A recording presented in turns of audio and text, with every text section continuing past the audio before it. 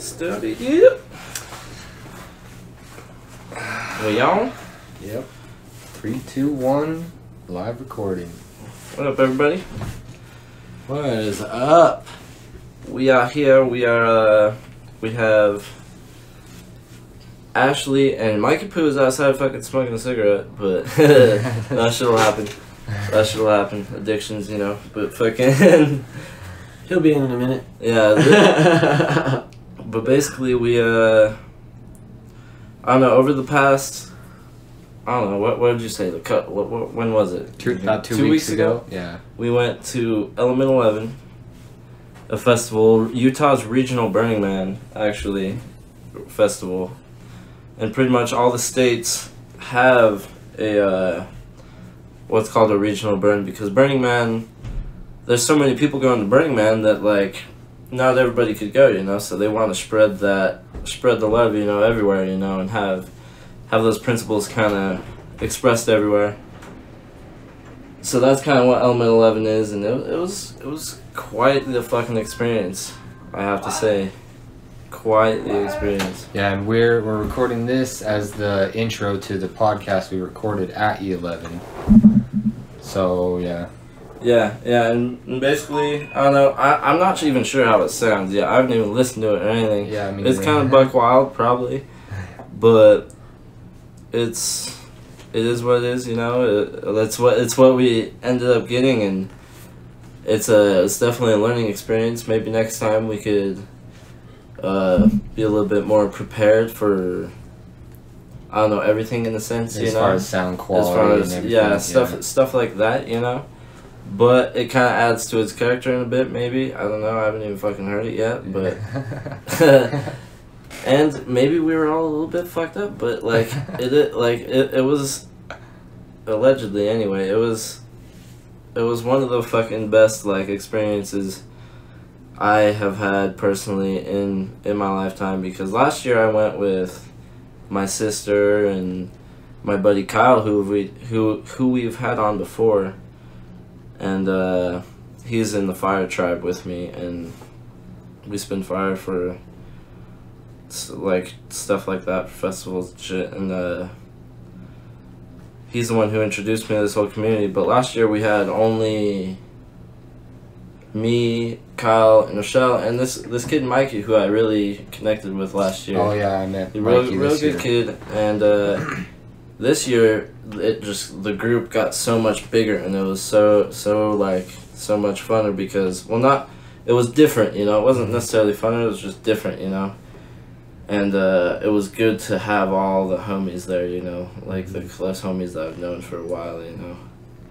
It was a good fucking experience. And I don't know, what would you say was one of the most, okay, like, because with experiences like this, there's awkward moments, you know, with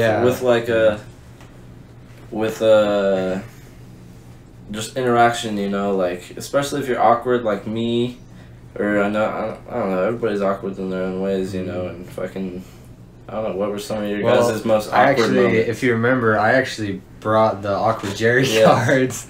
So I had this idea, because I had been in a couple situations before E11 where my social anxiety, my awkwardness. Yeah, I forgot to use my awkward Jerrick card. Yeah, that's one thing I still fucking have it. I should use it, Jerrick.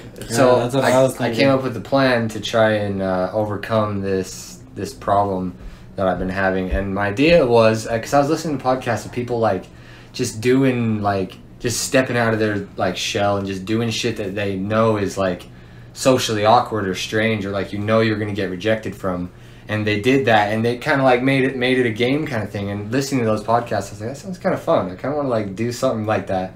And I used to record YouTube videos with Jaden and Tyler, just doing awkward shit. Yeah, we were called Awkward Jerry, or like that was what I was called, Awkward Jerry. And so I was like, I'm bringing back Awkward Jerry, dude. I'm bringing back Awkward Jerry. Perfect for E11. So I made these little cards, and they said Awkward Jerry on them, and I gave one to all the homies in the group, and I said that they could play it anytime, and they could basically tell me to go do something awkward, like basically dare me to go do something out of my comfort zone. And Mikey Poo, who should be coming in here any second, was the only one that played it, which is kind of interesting. I know, dude. I forgot all about it. I kind of started to forget about it too. Like, and I was like, I don't even know if I'd want to do something like that right now, because I was just enjoying the experience of Element 11 so much. But I would have done it if someone would have played it. I would have done it. It would have been part of it, you know. Yeah. We're talking about how you were the only one that played the awkward Jerrick card. Oh, dude, was I really? That's so lame. Everybody forgot. Yeah, everyone else is... I could have played such a dirtier card. I was just like, I'm gonna try and warm this and up. what did you do for the awkward Jerrick card? What I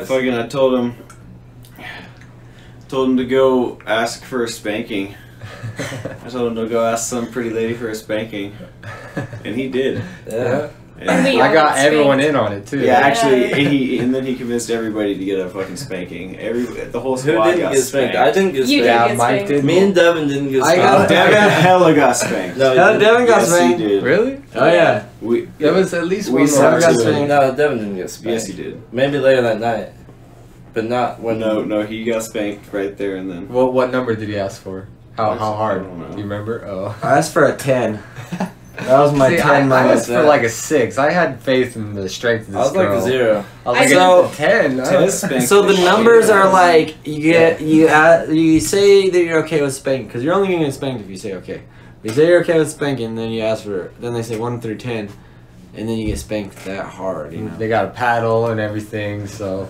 Yeah, this was at the greeter station, which I don't know. My fucking most awkward moment at E11 was when I was waiting for my sister to get to E11. I was gonna say what up to her, and you can go to the greeter station and volunteer for a few hours.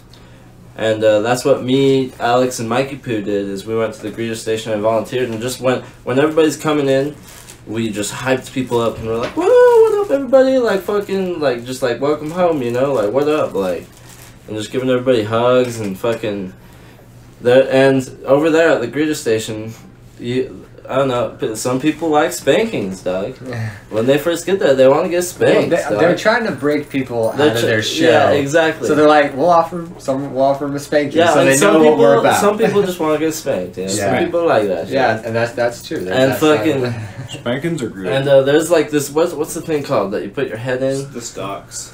Oh, The I think that's what it's called. Just the stocks, like The where stockades. they used to like lock people Yeah, up and it's like- throw rotten tomatoes at them. Yeah, like the things they put your arms and head in Yeah. with the wood, if you know what I'm talking about. Arm, leg, arm, But head. fucking, then they spank you with this big gnarly paddle that says like a whole bunch of like words on it. I don't even remember what it says. It says names on it. It says names on it from like the fucking most epic spankers of the time or something. Oh, I don't know. okay. There was the Spankalicious fucking But- superiors. Yeah, and my most awkward moment was just kind of breaking them out of my shell and trying to just be like super excited towards people I didn't know, you know. Like and, right when you got there, you talking about? Like, Or- well, no, we've been there for a minute, but we just volunteered Oh, for a you little were bit okay, and fucking okay. just like, whoa, like pump people up, you know. Uh-huh. And then, fucking, I actually ended up having to spank this fucking dude, you know.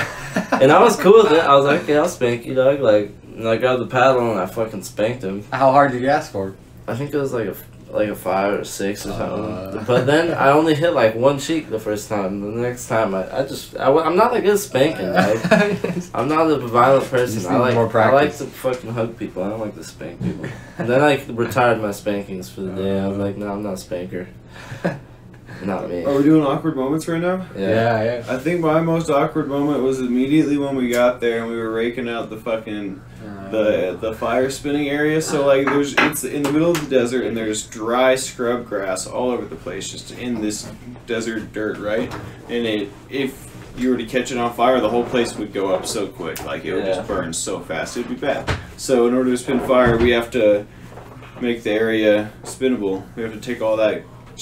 Rake all that fucking little grass shit out of there, so if embers fall, it'd fall in dirt. Oh, so you guys actually cleared that area. Yeah, we had to make we it were there dirty. before the whole city was built, dude. Like, It was way cool to see it being built. It was super dope. But fucking, so we're raking the shit up, and I saw this naked guy walking by, and I was like, oh shit, motherfuckers are already naked. So I fucking had this idea. I was gonna make myself a loincloth, and I hadn't prepared and made it already. So I immediately made myself a loincloth out of a shirt. I took my knife and like cut this fucking shirt up and used like the elastic for the neck hole as like the waistband, and fucking just had my balls flapping in the wind, and I was like raking the scrub grass out, and like the wind was blowing, and my loincloth was like, and my dick was all like fucking slapping my leg, dude. It was fucking fantastic. It was so funny. It was so fantastic. I could just see Mikey Poo's white ass fucking raking. It was just a funny picture. It was good stuff. Did you see it? Oh yeah, dude. Because we were all raking. We were busting it out, dude. Me, Mikey Poo, Alex, and fucking my buddy Nathan and fucking Ash were just fucking raking the fuck out of this bitch, dude. I got about 50% in. And then I was like, I have a desk job. Same. I can't do this. I was like, fuck this. I was like, I need to sit down and take It's so hard. 30 minutes of breath. I commend you Yeah, guys. but then we got like a whole bunch of shit done, like me, Nathan, and Mike Boo after And the dude pulls up in a tractor. Yeah. And then he's just like, And we're like, fuck, we didn't even need to do that. it's because the fire marshal did. I swear he was just fucking with us, dog. That- It was like, he gave us a fucking little, like a rake that was like this wide. And he's like, alright, rake out your spot, that's all we got. And then we get raking. And then he comes with the tractor, just like. So check He this just out. wanted you to work for it. Yeah, exactly. Which, I don't know, there's a lot of shit that happens like that in life. So check this out, y'all. The Don't take it too fucking seriously.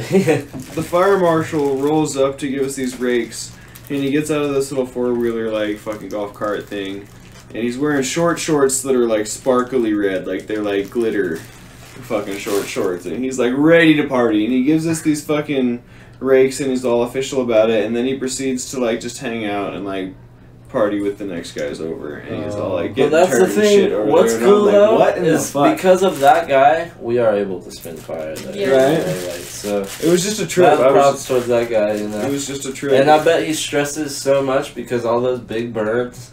Oh yeah. That's like if you're responsible for any of that, like they gotta keep those shit on point, or like they can't do this anymore. You know? Yeah. So they gotta keep everything on point, and like if the fire shit's not on point, that's like one thing that could fuck a lot of shit because fires are no joke, you know. Yeah, Fires are no joke. that's true. Now that I really think about it, I'm almost like surprised they allow people to do it, just because of all the chance of Just because they're brush so fires and- responsible. Yeah. And that's So do they like burn out an area like for the big massive like the temple burn? Do they clear Tractor. that area? Oh, Tractor. they just tractor it and get rid of all Yeah. the. But the crazy thing was that fucking I saw this here is it was my first time, but the crazy thing is that they put the temple and the other couple effigies or whatever things that they burn. They put them in the same spots as the previous year, and you yeah. can see the burn of the ground, The like burn it scars scar. the ground, Uh-huh. and so it's like black where that is.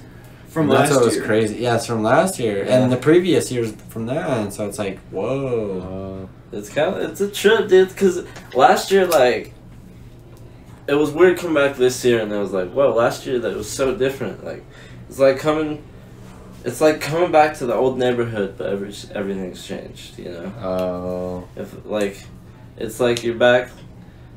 I don't know. Same place, but things change, you know. Yeah. I don't know. It's a weird thing.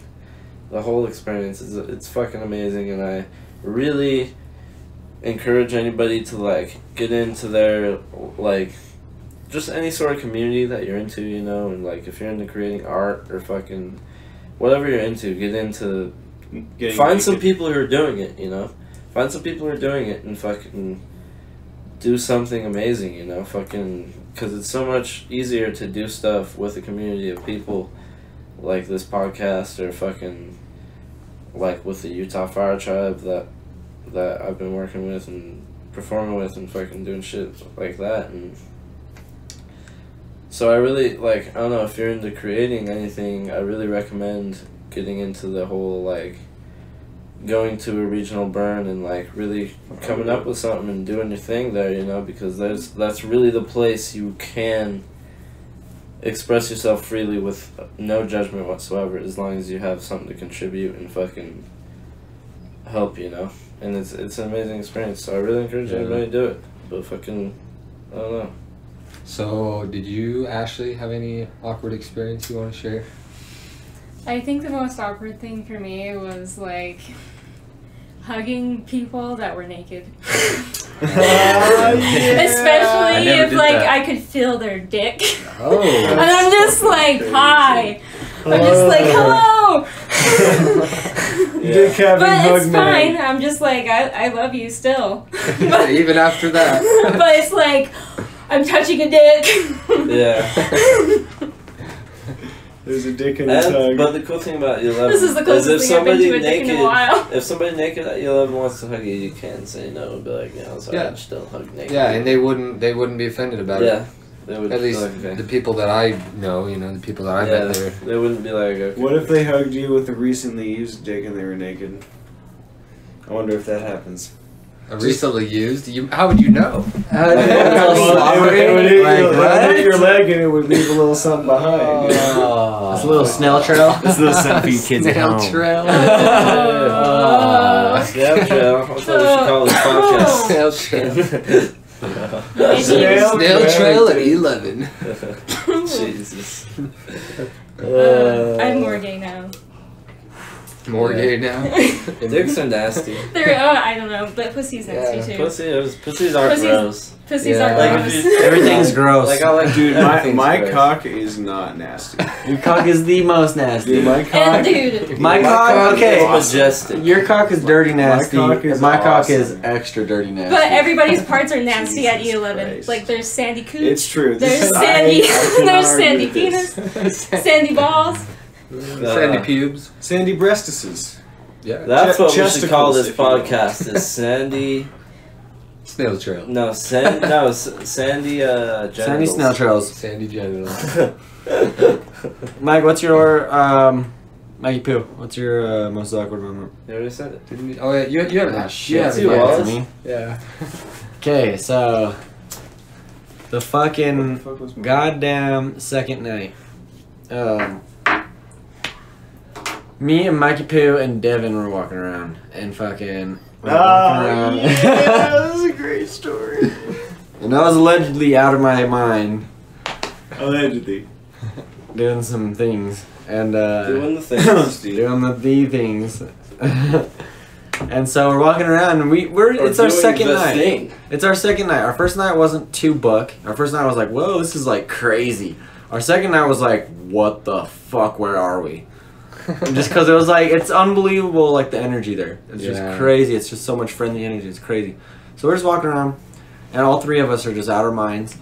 And Allegedly. fucking, allegedly out of our fucking minds. And fucking, and so like at E11 there's like theme camps, but there's also like people go there, like just regular people, not part of the theme camps, just regular people with their regular tents, and they set up mini theme camps that are like made from the people that are camping there, you know. And so us three are just walking around and just like in awe of everything, you know, just out of our minds. And then this dude walks up to us outside this little tent thing, and he's like, You guys "Do you guys want to try some mead?" Oh, the meat. And we're like, sure. And Devin has a 21 and up band, and I have a 21 up band. So does Mikey Poo. Mikey Poo doesn't drink, and mead is like a mix between beer and wine. Yeah. It's And like so we honey yeah. beer. Yeah, it's like a beer, but it tastes like wine. Yeah. It's like a strong liquor store beer, but it tastes like wine, and it has the proof of wine. And so we walk in, and they're like, sure, not knowing what we're getting into, and we're all just out of our minds. And these guys are probably just like drunk or something. And so we're like go in there, and then they're like, all right, we're gonna give you some meat, and we got a bunch of different flavors. We kind of gonna try. Yeah. And fucking so me and Devin are like, all right, we both tried different ones, I think, to try like the different flavors. And he's like, all right, you got a cup? And we're like, no. And so he gives us a unicorn horn, a unicorn horn that's hollowed out and fucking Like a spiral, not spiral, just like straight. It was spiral. or was it like a swoop horn? It was like those horns that the Like a Vikings had. tusk of an elephant. Kinda. Like the shit Like that the a Vikings rhino had. horn. Yeah, the Vikings little drinking cups. Yeah. Is the best way to describe it. little unicorn horn. I don't know. Unicorns are spirals. Yeah, was it spiral? I don't know. It was a spiral. I don't think unicorns are a spiral. Yeah, unicorns are spiral. On with the story. Anyway, so he pours us a drink. Yeah, he pours us a drink in them. He pours us a drink in them, and so like, me and Devin are drinking, and Mikey Pooh is behind us, like probably like 5 feet, because he's just like I'm still in the doorway. he's out his mind, and he's just chilling, you know, I'm just just like like- staring at the things in this tent, because this tent was weird. And this It was a old weird guy, tent. this old guy is sitting in the doorway, and he looks at me, looking at the things, and he's like, "Do you like the lights?" And me and Devin hear it, and we look back, and we're like, what? And just like the whole vibe, because like me, Mikey Pooh, and Devin were all on the same page, and those guys were on the same page, and it was just like we weren't connecting. It was more like we were awkwardly rubbing against each other. Oh. And so like they were on the same page, but we were on a different page. We were like, yeah, no, this was weird. And so You just weren't quite yeah, accepting towards it yet. we weren't on that level yet. And so so we were like just chilling, and then like Devin just pounds his drink, and I'm like taking sips, like trying to like be a connoisseur, and it's disgusting. And so I started taking bigger sips, but then I just realized that it was worse every time I sipped it. So then I started taking like gulps, because like I realized the sips weren't even making any justice. And then we finally got it, and like I'm just looking around, and I'm like, all right guys, we're out of here. And so we walk out, and we're all three of us just look at each other, give each other that look like, what did we just do? But then we went there like the next day or the day after, and it was more chill because we were more in like I went with the you. mood. Yeah, when we were with you. Yeah. See, I actually tell that story in the E11 podcast. Yeah, and so you'll hear Totally that different later. story than You'll yours. hear that later. Totally You will different. totally hear that later. When you And told that story, I was thinking of this story. Oh. How different it was, dude. And Wait till they hear this other version. y'all will figure it out. Y'all. So if we get all the awkwardness out, Yeah. alright, should we fucking let these niggas listen to the fucking podcast? All right. Well, here comes the heavy hitter. Here comes Yeah, the we'll see thunder. how it Enjoy. goes. Comes the lightning. Diggity bang bang slang. And I can't deny that I stand so high. It's got me thinking. So now I'm drinking. I'm like, what was I thinking? And I stay drinking and thinking and drinking and drinking. All my life, I stay up all night. And I can't deny that I stand so high. It's got me thinking. I'm like, what was I thinking? I'm like, what was I thinking? G11, there's no planning. We are officially live. It is recording. We're officially Howdy ho, guys. What's Welcome that? back to Allegedly Sober. Today is the special session at Element 11, and it's also the special occasion of Jerry's birthday. Yes. Yes. Yours truly. We are at Jerrick's, and pretty much we're at Jerrick's and Devin's and Tez's and Jessa. Jessa's and Mike Pooh's. I mean Mikey's. And fuck, I totally know your name, but it's just not. Sister's name? No, I know Nikita's name. Nikita. And we got we're at all their camp. We have my sister Rochelle, we got her boyfriend Cam, we got Devin, so we got the whole squad at their camp right now. And this is a lot of their first times, right? Yeah, we're Yeah. virgins. All of us. We're virgins. All of us except for Mikey, Nikita, Devin. Oh, dude, I got this new hat there. We did. I'm popping my cherry. Ooh. Oh yeah. I popped. Ooh, I popped my cherry. I'm popping my cherry as well. This has been an incredible experience so far. This place is beautiful. magical. Yeah. It's as if it's in a dream. Yes. Yeah. A dream, or like as Jerry says, a very sophisticated, happy game. yeah, like a video game here. Like It's like home, dude. Yeah. It's like home. Like I feel at And home one of the here. best parts is when you get here, they welcome you home. yeah, they do. Yeah. So Welcome first home. thing, you show up. You talk to the nice people that get your ticket and everything, and they're basically greeters as well. Yeah. And you know, they get you like warmed up to like this social experience that they're trying to provide. They give you spankings. Yeah, and then 30 feet later. Yeah, 30 feet later after the ticket gate, you go straight to the greeting party. And these guys are just amped, like trying to get you amped, you know, like. Yeah, me and me, Alex, and Mikey Poo, we all fucking went to the greeter station and put in a couple hours of time just fucking greeting people, because I'm a real socially awkward person, you know, and I'm just not really good with social interaction. And It beat Mikey out of his box. well, it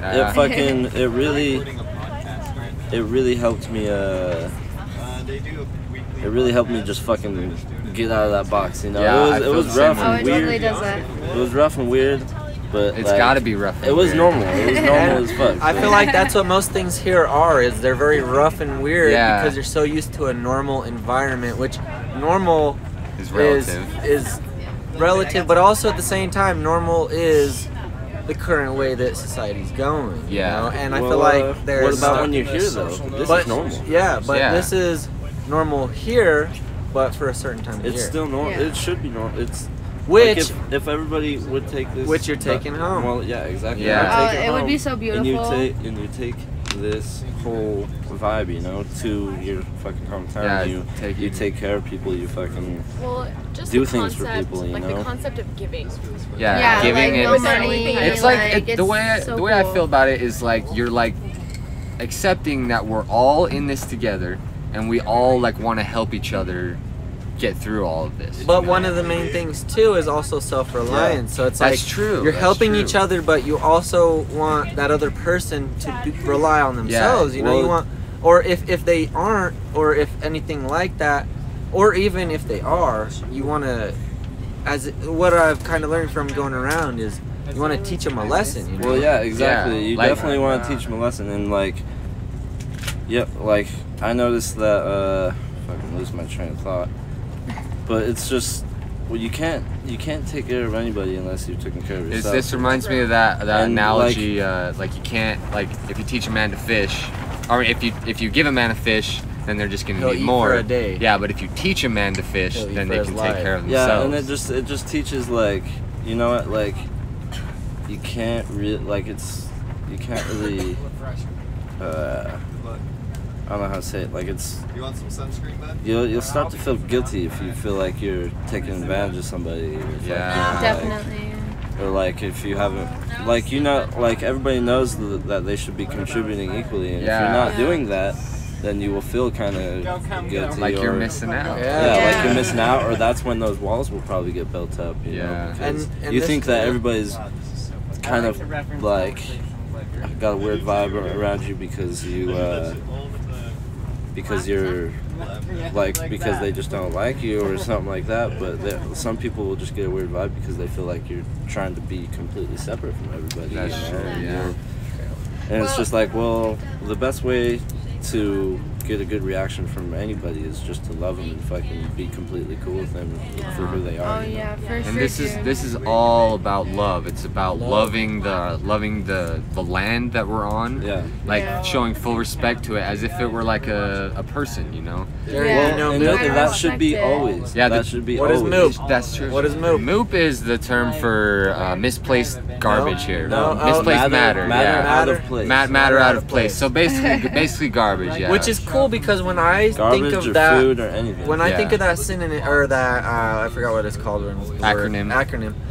MOOP, matter out of place. It's like everything is matter, you know. But it's like if you bring matter here and you leave it on the ground, it's out of place because it wasn't originally here. Yeah. If I take So it's like, a oh. banana peel and drop it in the desert, it may be organic material, but what? Like the bugs in the desert would never eat a banana peel. That's true. So their systems aren't meant for that, and that whole system isn't meant for that. And At least perhaps that's if- how I yeah. think of it. You know, Perhaps That's- if they ate it, it Well, it would be makes like sense, they yeah. couldn't die. Maybe they'd die. or maybe give them superpowers. Or maybe they have superpowers.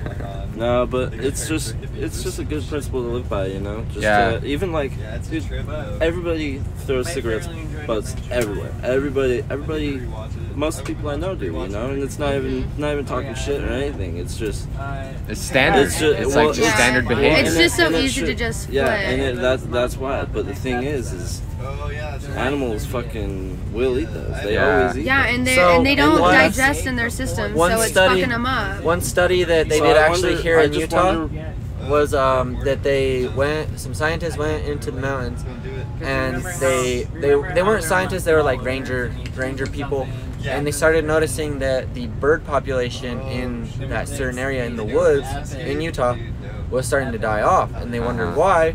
And so eventually, after so many birds died and they saw dead birds everywhere, eventually they were like, well, let's dissect them and see why the fuck they died. Yeah. So they dissected them, and they had like 30 cigarette butts in their stomach, and that's all their stomach could handle. So anytime that they drank, they felt full all the time. Yeah. They felt like they couldn't eat anymore because they couldn't digest it. So they can't drink water, they can't eat, they can't do anything, and so they painfully die.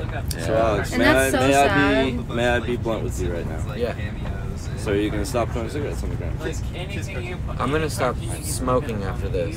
Good job, dude. But yes, if I Because after you just said that, you kind of have to stop throwing cigarettes. At least throwing them I around. definitely Yeah. and so I'll put up a backup plan, because like you might as well.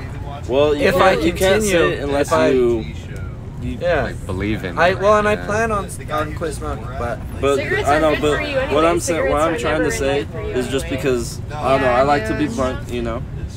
I'm cool with anybody. I don't care if people smoke cigarettes, but please just fucking throw them in the garbage can, you know. Yeah, Or dude, I one try thing- as much as yeah. I can, but like when I'm driving, like sometimes the like hardest it time. just happens. Like it's like I subconsciously do it. Like I'm not really thinking about it. So like I really try, because like I know all that stuff. Like it's definite. Like it fucks the animals up. Like it's really hard, and so it's definitely something that like it's like one of my main goals right now is to stop leaving my stuff everywhere, because it's not good for anybody. It's not even good for myself to smoke. yeah. So one thing that those researchers did here in Utah too is they found out that animals, birds, squirrels, different animals, they're actually attracted to the scent of cigarette butts. Yeah, I read that. So when they smell that, they go and search for it until they find it and eat it. It's a trick. Yeah. It's a trap. And Well, it just sucks it's the because it's like they world's- didn't choose to It's like a sickness do that. for the world. Yeah. There's a laptop right under the water. And because also like you're putting that smoke into the atmosphere. I've never really thought of that too. I wonder how much But like effect think that about has. it, the atmosphere Probably, keeps dude. everything on Earth, you know? Like Yeah. it keeps the oxygen here. It keeps things here. It makes it so space isn't in was Mars? Uh-huh. Did Mars have an atmosphere? Yes, it did, because scientists have found that it has the same scientific magnetic pole as us, and so it did at once have a atmosphere, but the sun rays hit it so bad that it destroyed its atmosphere. So and then where started does scorching the land, and that's why it's all red I and feel like burnt. from the beginning, like not beginning, but like the sun was bigger. I feel like it's Oh, I over guarantee it. billions of years, it's getting smaller and smaller and dying. Yeah, like any star is dying, yeah, right? burning energy. So like at the time, Mars may have had the perfect conditions to sustain life. because Mars is farther And now than all Earth. of a sudden the And then it got stars smaller. So now the that's us. atmosphere disappears. So we may have come from Mars and had to alienate ourselves and come on to Earth. I've heard that theory before. Oh, dude, I've I've heard never that- heard I've that heard that before. theory That's pretty cool. Right? I've And never heard that. It I like makes that. sense. Another theory that I also believe in and have heard of a lot, which also ties into that, is that there's also people living underground on Mars. I thought of that too. Because Yeah, I heard that. we've found ice caps and water on Mars now. We've found organisms under the soil too. Yeah. They're No, like we haven't found no, life, not like actual like life. little like organisms, not like bugs or anything, but like small But those living conditions things. we- made it no, okay, possible hold for on, them let's to get this evolve clear. to survive. But in that. Have Hey, we can I found ask something? a living I've thing? definitely read a couple I don't know if articles they're about living. it. I know that Can we I ask found you guys matter, something? but Can I ask Well, you yeah, guys it matters Yeah. everywhere. How would them finding ice caps lead them to believe that there's people living underground? because if there's ice caps, that means that there's There's people? water, which means that It means one it's time possible, that means yeah. at one time there was an atmosphere. So there's So like, people let's underground? say Earth. No. So at one Yeah. time there was an That's what I'm atmosphere. wondering, though. There's one time Like, I'm at just one wondering, time there was an we can't draw atmosphere. conclusions. Well, it's Yeah. ignorant to say that we're the only life here. in this universe. Oh yeah, no, there's definitely so many other things. Yeah, that's like it's ignorant to say that in the universe, and to say it's in the same solar system, that's even a little more tricky. If we came from Mars, though, don't you think we would have come here already advanced? Well, and Cyril, here's the Yes, thing: but is when we so like geologists that study land and that study just the land shapes and stuff. Yeah. All of them have noticed that at certain different places, like certain years down, there's a one way to describe it is when you see a rock with a bunch of layers. Yeah. If you're looking at a mountain with a bunch of layers, eventually so far down, you're gonna see one big layer of the same thing, which is usually a lighter color because they say that that's when the Ice Age was. Okay. And so it there was less sediment and there was just less stuff going around, so it made bigger layers in the land. Okay. And it's just like with the Grand Canyon, that's why they can tell it's so old is because the layers, and it's a sedimentary rock or whatever where sediments just kept going on. How would that tell if we were coming from Mars? But okay, so a couple things here. Okay, so Cheese. so we have computer animated what a life form would look like if it had the atmosphere that we believe it did from the scientific evidence that we have of Mars, and they would be taller beings with bigger heads because the gravity is more or less on Mars. It's I don't know. I think it's less. I think it's like less gravity in Mars. Less gravity on Mars. Okay. And so and so basically like the way that people describe aliens, is tall, skinny beings with bigger heads. And it's the same way that gravity would have created a human life form on that planet, which could make sense because it's all over the world. Why would they be taller though? Just because the way less that gravity pulls them. Yeah, less gravity means you don't need need quite the structure, quite as bulky of structure to support yourself. And then and the bulky heads. But why would that say that? Because there's cavemans and stuff that we've evolved from, and they were hunched over ape-like. Yeah. But what if that's why they started standing upright is because there were monkeys here and there were life forms on Mars and they came here and saw the monkeys as this is the closest thing that we have to us, so we can incest or not incest because they're not the same family. I just think we have a lot of proof that we come from monkeys. I yeah, definitely for sure, agree but with that. That's what I think. I could see truth to both sides, possible truth, I know that there's lost civilizations from long times ago, and I don't know. Maybe there's different fucking intelligent life on fucking the Earth before that wasn't humans. We just like to think that it was humans because we're so fucking selfish. Yeah, and we're so human-like. We're so human. I don't know. We're only human. Who knows what it was, dog? Yeah. But that's another cool thing is who knows what it is, and I feel like that's a question I'm always But here it's I don't even care. I don't even care because we're all just living and cooperating and.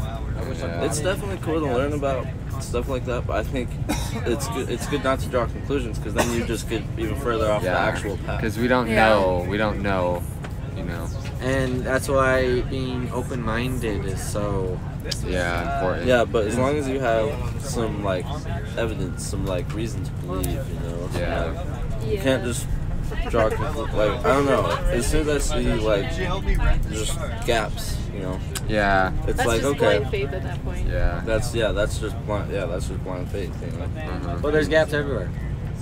There is I know, gaps, that's but why I don't a lot of have times they're blind hard to faith see. in a lot of That's why open-mindedness. Yeah. Well, no, that's why I believe in evolution because there's pretty much a lot of written history about it. There's the least amount of gaps that I've seen is from evolution for sure. Well, all right, let's get back to element 11. What somebody explain one of their favorite camps that they've gone to, because they have all these different themed camps set up with all these cool things. Okay. My favorite is the Bad Advice tent because it's funny, it's awesome, and they give really good spankings. Definitely my favorite. What question did you ask him? So the first one I asked, should I kiss my boyfriend? And he shined a flashlight on my boobs and then looked at him and he says, don't kiss him. And then the second one I asked was, should I take like a new promotion at work or something? And I don't really remember what he said, but he like asked about my work and stuff, but he definitely gave some really good bad advice. Yeah. So it lives up to the name. With Alex and me went and stopped by there last night, and Alex asked him if he should get a new job, and I can't remember exactly the wording he used, but he was like, yeah, you should get a new job as a YouTuber or a RedTuber, which if you don't know, RedTube is porn. And he handed Alex these two the shake weights, and he's like, here. Oh yeah. And so I started shaking them, and then they were like, I don't know, but I started aiming them at my face. Yeah, he's like, oh, perfect, yes, definitely get a job at RedTube. I remember that. That was so funny. Dude, I'm gonna be a little bit honest. It might be a little bit selfish, but my favorite camp by far is probably the Fire Tribe camp. Same. Just because it's my fucking. It's your shit. It's It's my your shit, family, you know? And dude. fucking, Yeah. Yeah, that's where me and Ashley are staying, because I'm performing this year and Ashley's safetying for us, and I don't know, it's just been a real interesting experience, really getting to know these people a lot better within like camping with them, putting up a fucking whole camp, you know, and just setting everything up. I feel like with shit like that, that's just bonding like at its peak, you know, with setting up camp, with just hammering shit I like in, how your guys' camp is set up, where it's like everyone is camped around like the one central tent, which is the leader. Yeah, that's cool. I really like Yeah, that. the big shade structure. Yeah. Those are easy to build too. I saw how they did it. It's so PVC simple. pipes. Yeah. Long PVC pipes that can bend. Oh, one of those like tubular Yeah, type and then structures. you get rebarb stabbed in the ground. You know, and you just get a bunch of joints, and like it's basically like a spine and ribs, you know, that stab into the ground with rebarb, and you just fucking stab into the rebarb, bend it over. Yeah. And then you put some sort of tarp over it. But yeah, this place is very interesting. Like if you have an art form that you do, and you know you've been practicing and everything, you can just ask to perform it, and you can most likely you'll be able to perform somewhere, whatever. Dude, your art I think that's so cool, dude. Yeah, Yeah, me and Jerry got to DJ last night, and it was so cool. Dude, some guy came up to us. I don't remember his name, but you probably know him. Like he said, like he works with you a little bit, and he said like you have so much passion to DJing, like you love it so much. And he was like, he's like trying, maybe. Duncan. Oh, Dugan. was it Duncan? Yeah. Yeah. He was like hella talking about how like he wants to like try to start like a record thing. Yeah. And like he's you're a the sound first engineer. person he would sign, and I was sitting there like, yay! That is so cool.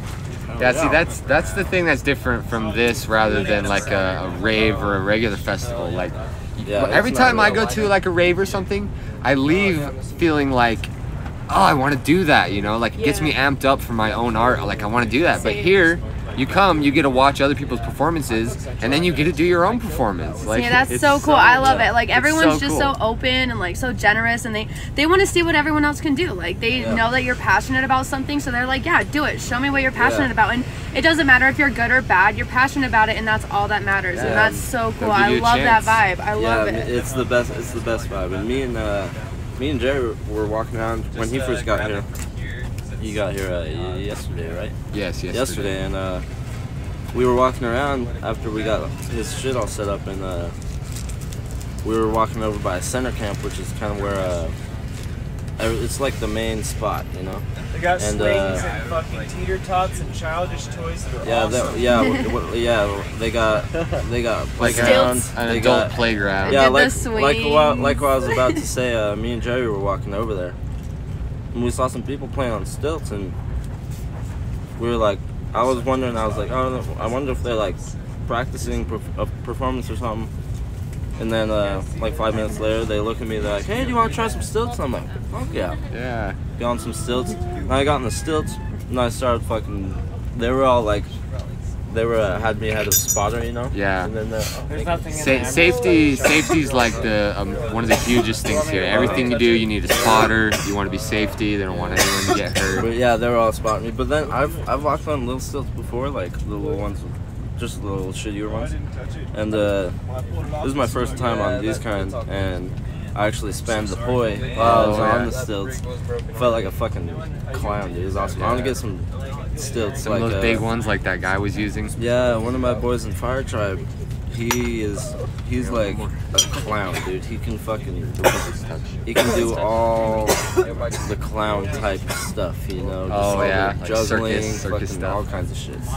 And he walks around with some at least like 5 foot tall stilts. Yeah, like super It's comfortably, so like it's yeah, nothing. comfortably, Yeah, like it's just like he spins normal. the staff on it. Like, Yeah. he'll juggle and shit. Like he's definitely a fucking inspiration. Dude. He's taught me so much fucking shit just within like pushing the limits, you know. Because I'm that guy who's just like, all right, I found out what I can do. Now what else can I do? Yeah. So that guy too, he like spins so many different toys, and he's just a master at them. And so one thing, like Mike said, that Fire Tribe is his favorite camp.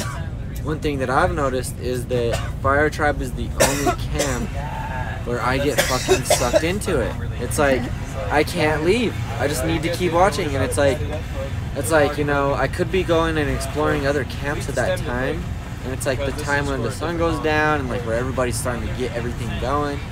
But the Fire Tribe, they just keep you sucked in. They're so passionate. They're like, oh my god. That's so cool. I don't love wanna that. leave. I love that. Well, it's because they would fucking bleed it's such for a this. fleeting performance. It's Yeah, not exactly. Explain that. It's not structured like it's built, you know. It's temporary. It's a so temporary thing. Which know? I guess a lot of things here represent that same. Which it's the same type of deal, but it's just a lot shorter of a moment. Yeah. Which is what was cool that we were talking about last night when we were watching one of the structures burn was like it's so beautiful how things are temporary, but then they die. It's very symbolic, like everything here, like your that. your life, your life. But yeah, it's like it's all built up, and then we just burn the whole thing down. But like, so that shows the temporariness of it, but it also shows the beauty of it while it's burning. You know, yeah, it's like, and it's so meaningful too, like with the heart. Like he, Kyle, I think is his name. He like made this heart structure, and he had little blocks of wood, and you would write something on it and throw it in there,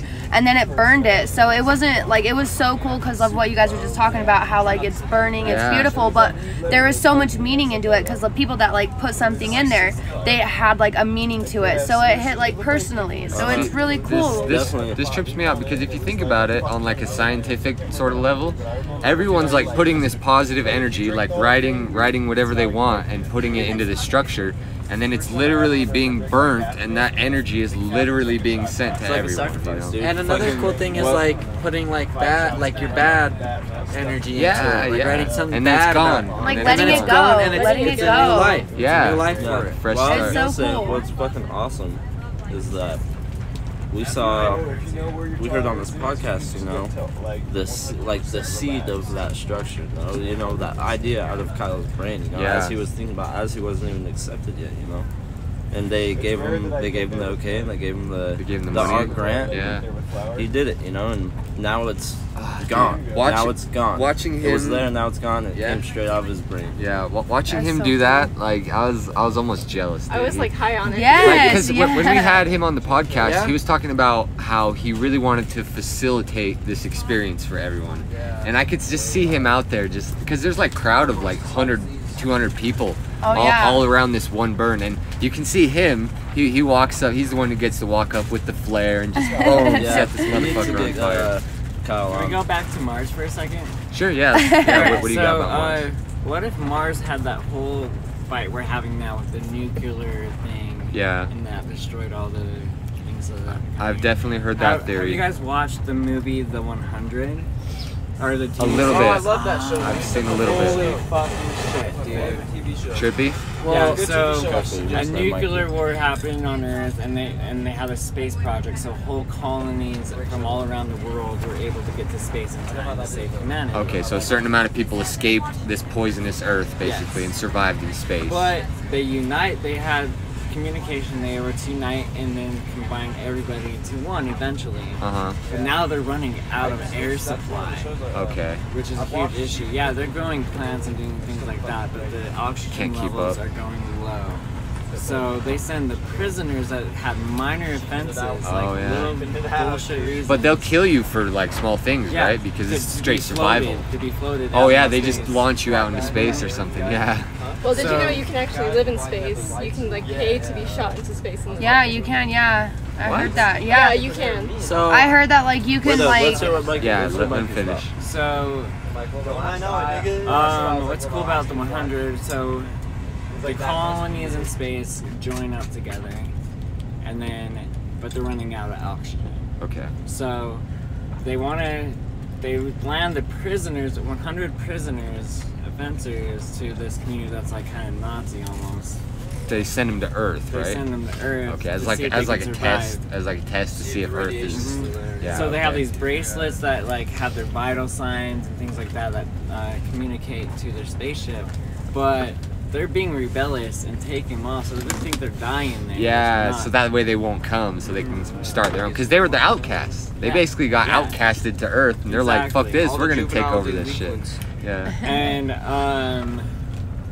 also what happens is the human race on Earth that were still there happened to survive and evolve with radiation. Oh, so they kind of mutated. Yes. Oh. They're big motherfuckers, dude. Okay, so what's crazy about that is, what would be crazy is like thinking about how Mars lost their atmosphere. And thinking about nuclear warfare and everything. Whereas in the 70s, when we were testing out nukes, or in the 50s and 60s, when we were testing out nukes, on this island, I forgot what the name is, but it's a couple hundred miles from Hawaii. It's just out in the middle of nowhere. And there was life on it. There's humans and there was animals there and there was life on this island. And we went out there and we decided to test nukes all the time out there. So we test nukes on the ground, you know, testing. And the people there started getting radiation on them and like started dying earlier and getting diseases and stuff. And what's crazy is one time we decided to, so back when we were in our experimental stage with nukes, I watched multiple documentaries on nukes, like for a little while, when was the first nuke, do you think? It was in 56. What about Hiroshima? Wasn't that a nuke? No, I think that was a in the nuke. 40s. That was a hydrogen bomb. But okay, so the whole thing is we started out with the nuke. The first nuke that we did was pretty much like a big ass.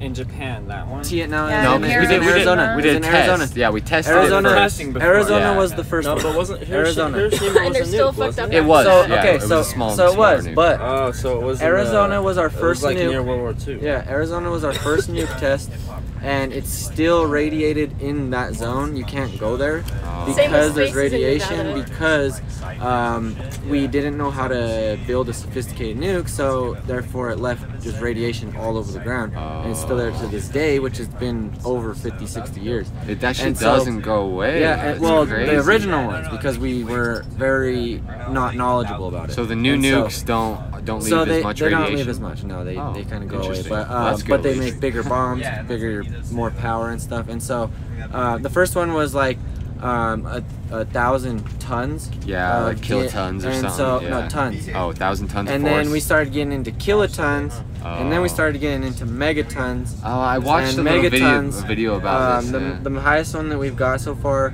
America, we were at like 14 kilotons, and then Russia showed us one that was like 21 kilotons. And after they showed us that, that's when like we decided to make the treaty on Earth, which is like the treaty where we don't explode, like we don't use nuclear Nobody can use them in wars anymore. But what's crazy is back to the island thing. So back to the island thing, when we were testing there, one of the tests that we did, because before that test that I'm talking about, there was a test where we brought like 100 boats out into the ocean.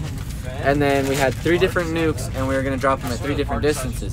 One like 50 feet above the water, and it would explode. One at the water level, and it would explode. One 50 feet below the water level, and it would explode. So we didn't know what it would do because we didn't know how water reacted with a nuclear explosion. Massive explosion, yeah. So the first one kind of destroyed a little bit of the boats. The second one so the first one was blown up above the water. 50 feet above water. Okay. And so it destroyed some of the boats, but barely damaged them. And then the one that was at water level, that one destroyed like 10 outside. Even more, it got like bigger. Just a little bit. Okay. But the one that went underwater that we had no idea what it was going to do, that destroyed like 80 out of the 100 boats, and the last 20 had animals. Well, we put animals and stuff on them too to see how the radiation acted to them. And the 20 boats that survived, all the animals were fucked up and more, and just like all their skin was burnt off, and it was crazy. And so then we like realized that water and pressure, uranium, so like pressure. when water and uranium react together, they make a bigger explosion. So then we created the hydrogen bomb, which the hydrogen bomb was water mixed with uranium. Do you know? Okay, so it's actually a reaction with the water and the uranium, not just from the pressure, not just from the pressure of the water.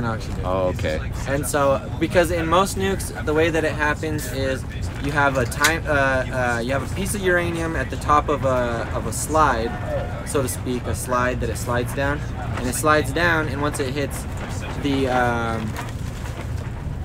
there's another chemical that it hits that makes it explode, but we decided to put water instead of that other chemical and make a hydrogen bomb, and that's why it would explode bigger, because the uranium would hit water. Technically hydrogen is the main. So how has this affected our atmosphere? So back to the story. So one test that we did is after that hydrogen test and everything, we were like, oh, okay, well, let's find out better ways to destroy stuff, you know? Like, we need to find bigger nuclear weapons. And so what we did is we shot a nuke up into the atmosphere and blew it up in the atmosphere just to test it, to see what it did at that island. And so what it did is it created a hole in the atmosphere that you can see with your own eyes from the ground level. And to this day, 60 years later, you can still see that hole in the atmosphere, which is crazy because now we're letting in dangerous UV rays through that hole in the atmosphere, which, think about it, if we had colonized Mars and that was our first home, then if we had a nuclear war there and we decided to test that and we found out it would work better, then maybe we did that all across we overdid it. And then just cut so many holes into the atmosphere that the sun just melted the rest. The rest of what? Mars? The Mars. But that's just a theory, but like the thing on Earth, I think something happened to Mars, definitely. I just don't think it was people. But we did cut a hole in our fucking atmosphere. We did. And we did a lot of other fucked up shit. I wonder if like eventually like that hole that we made, like, cause like you have the whole like climate change like theories going around about all that stuff. I wonder if like if that's like, you know, if that's really like happening and there's a hole in our atmosphere. I wonder if that like both of those are gonna mix together. That would definitely influence and cause something crazy like a ice age or like something crazy like that. Like I wonder if eventually like something like that would happen. Well, so I don't know. Global warming. Global warming. What it does. Why we've been getting so much snow, at least I've noticed, at least I think, I don't know for fucking sure, but if everything gets hotter, the cycles are gonna speed up. So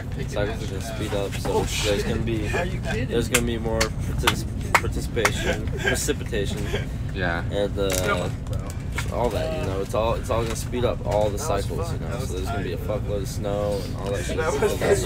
So it's just more intense. Yeah, just more. And what causes that? The CO2 emissions, like. Well, no, because it's getting hotter. Imagine if it's getting hotter, then the cycles are. So what makes it hot? Doesn't the CO2 itself like trap the heat in, or like whatever emissions we're putting out? Doesn't it make it so? Yeah, the greenhouse. So we're changing the atmosphere, which is basically causing the UV to be trapped, in there. And also the emissions that we put off. Yeah, and then we're speeding up all the cycles, and so.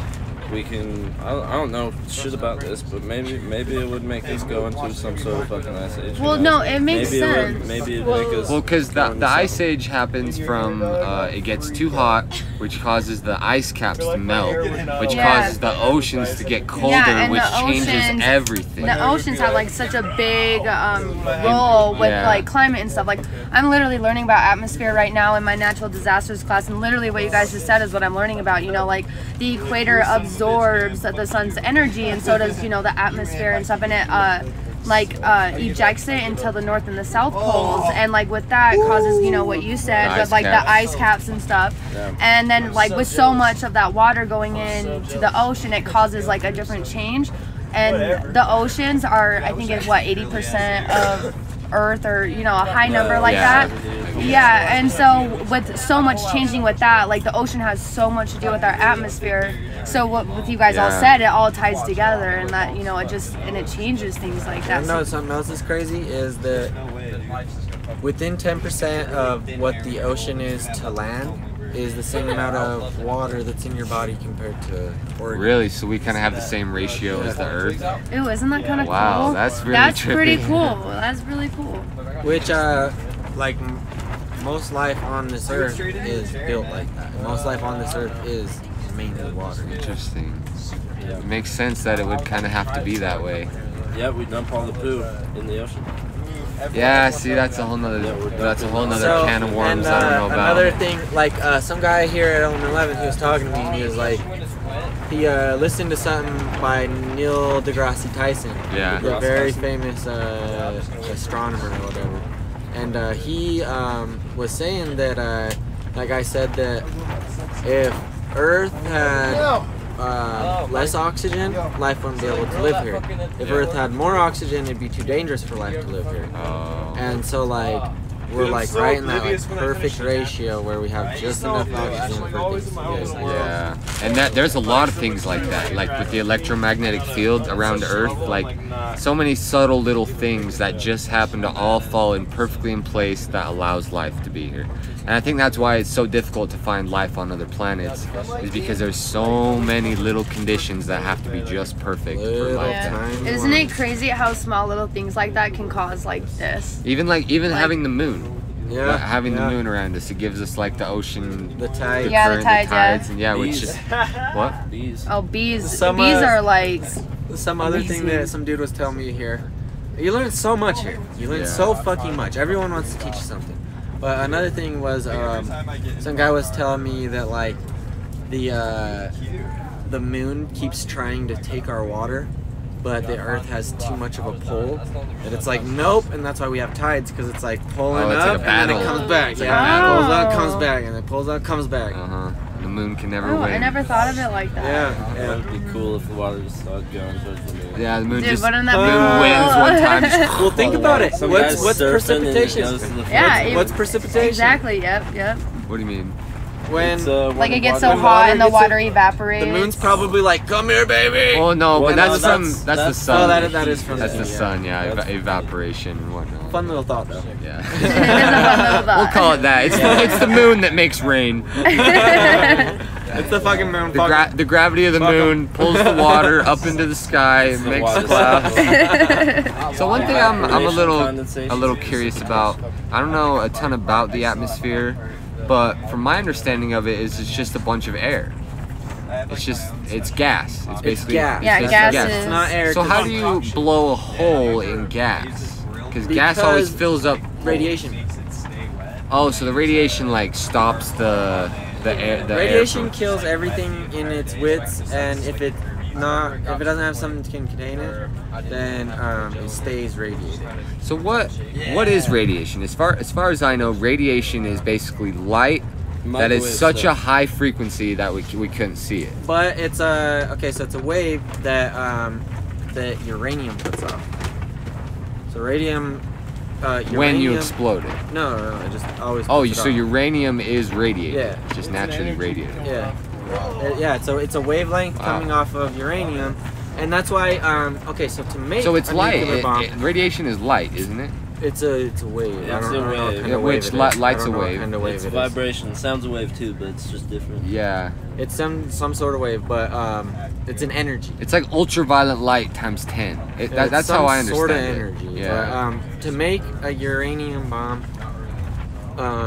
you have what we learned we have to do is you have to put uranium in this fucking chamber that's a circle, and you have to spin the uranium around so fast that it starts to change its structure, and you have a little pipeline that comes off of it that only this certain structure can come out of it, which is uranium like 70, I believe it is. Oh, okay. Like so a filter.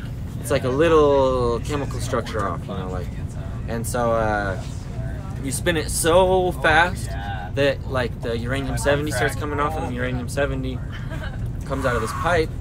and then it gets collected in the chamber, and then that's what you build the bomb out of. So when we detonate a uranium bomb or any type of nuclear bomb, is it how many atoms do we need to split, or do we literally just need to split one atom? So okay, to get so that energy. So basically, you're not necessarily splitting an atom. You're morphing an atom into something it shouldn't be. So it.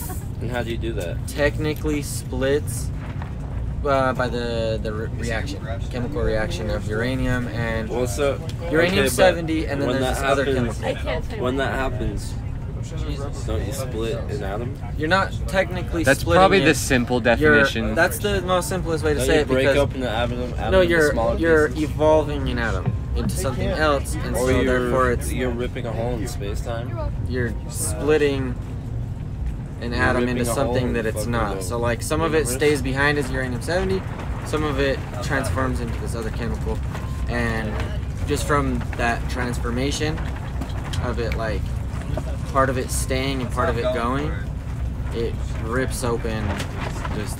But yeah, that's So but much how you energy. do it is you crack open the atom somehow, you know? You don't crack it open though. You don't. I'm morph just it. using a figure of Yes, speech. yes, but yes. you break it open. That's what you do. Technically break it open. So that's what you do. That has to happen with I'm just trying to many make atoms it all at once, right? It's not Well, just like one atom. It's That's what I thought. it's a uranium.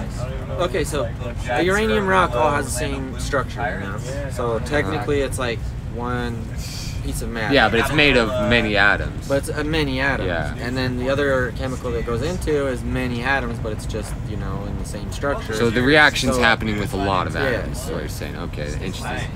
It's crazy to think that there's that much energy just stored in a non-moving object. Well, and so that's why we have the table. The periodic table. Periodic table is because it tells us It tells you how heavy, how powerful, How much many energy. atoms, how much power, How many neutrons and protons that's and how electrons. much power that element and has. uranium's one of the highest. And uranium's at the bottom level. So the heaviest, one So of it's the heavier heaviest. ones. It's okay. It's not on the last two rows. It's up So there. we have heavier. Yeah. More energetic. And here's things. the cool thing, is that we have the periodic table of all the things that are natural on the Earth, and that's why when you see the periodic table, you have the table, and then you have the little bar graph underneath it. Oh yeah. The bar graph is elements that we have created. They're synthetic elements. Oh wow. And they, if you ever look at the periodic table, they're not at the very bottom. The reason they put it at the bottom is because they're not natural, and then they have always an arrow pointed up to where they are, and they're like on the second row. Oh, so it'll show where they belong. Yeah, kind it'll of. show where they belong, but it's like They separate them. yeah, they separate them because they're not natural. Yeah, that makes sense. But there's some, and heavier means more power, you know, and it's like there's some shit out there with like 30 atoms in it, you know, and hydrogen has like 1 atom, and oxygen has like 4. So it's like the stuff we breathe in is like, you know, very simple. So in order to get these complex molecules, these really dense, heavy atoms, that takes fusion from stars. That's the only way to get there, right? That's how every atom is made. But like, yeah, the bigger, heavier elements, it takes a massive amount of energy Yeah. to make those. Yeah. So like gold has like 20 atoms. Okay. AU. It's called AU in the periodic table. Because in Latin or something, the word for gold starts with AU. And so we kept that for some reason. 'Cause we like to keep Latin shit. Yeah. And so gold takes a very decent amount of star power of explosion in order to create it. That's why gold is it's not rare, but it's more rare than most things. Happens to be rare on Earth. And so imagine if we found like a whole gold planet, or like that's why with a ton of gold. That's why uranium is so rare, is because, and that's why like Such it's a such a heavy big element. fight over the world, is because it has so much power and it's so rare. that Yeah. you can barely find it, and so and that's why like on the black market for like an ounce of uranium which could make like maybe 1 or 2 bombs. It's like $100,000. Yeah. And then like there's people that find the uranium, mine it, and then they like smuggle it to other countries. And those people, if you get caught, like you go to like what's that prison The called? Guatemala? world jail or something. Guatemala. Or Guantanamo is a country. I wonder if you could get like a uranium wedding ring or something. It would radiate. It would radiate through your finger. It would eventually kill you. That's so weird. That's crazy to Dude, think. radiation's crazy. Like when they were doing the testing stuff, like that we were talking about earlier. My grandma was pregnant with my mom, and like the radiation came from Nevada all the way up into Utah, and it caused a tumor in my mom when she was older. Like, wow. Yeah, like it's crazy. Like that, like it stays and like it wanders, and it's just like, it's like waiting for the right time to like what's hit. crazy? What kind of tumor was it?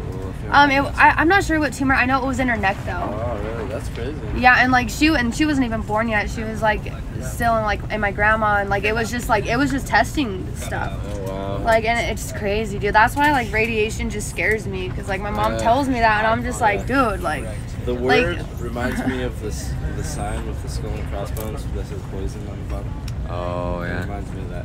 Well, it is poison. Yeah. It was like, Yeah. I watched my grandma die of cancer, and like she was like a shell of a person, like after all the chemo and stuff. And just the radiation they give them. Yeah, because like she had a rare form of cancer in her brain, and so like she was like a guinea pig for the doctors, and like at a certain point there was like nothing else they could do. So they were just fucking around. Yeah, so they were like fucking around, and like she was on hospice and everything. So like if I ever got cancer, I would refuse treatment and only smoke weed, just because like I think it just makes it worse. That's how I feel. So, I would rather. I feel like I don't life. understand what the benefit would be, because radiation's so bad for you, but yet they do work. that. It can Well, work. it's definitely worked before. It's just like kills, dropping a nuke in your body. Yeah, it's like I almost everything. if it's like more worse than what it's worth to get the radiation. It kills just the everything in sight. Yeah.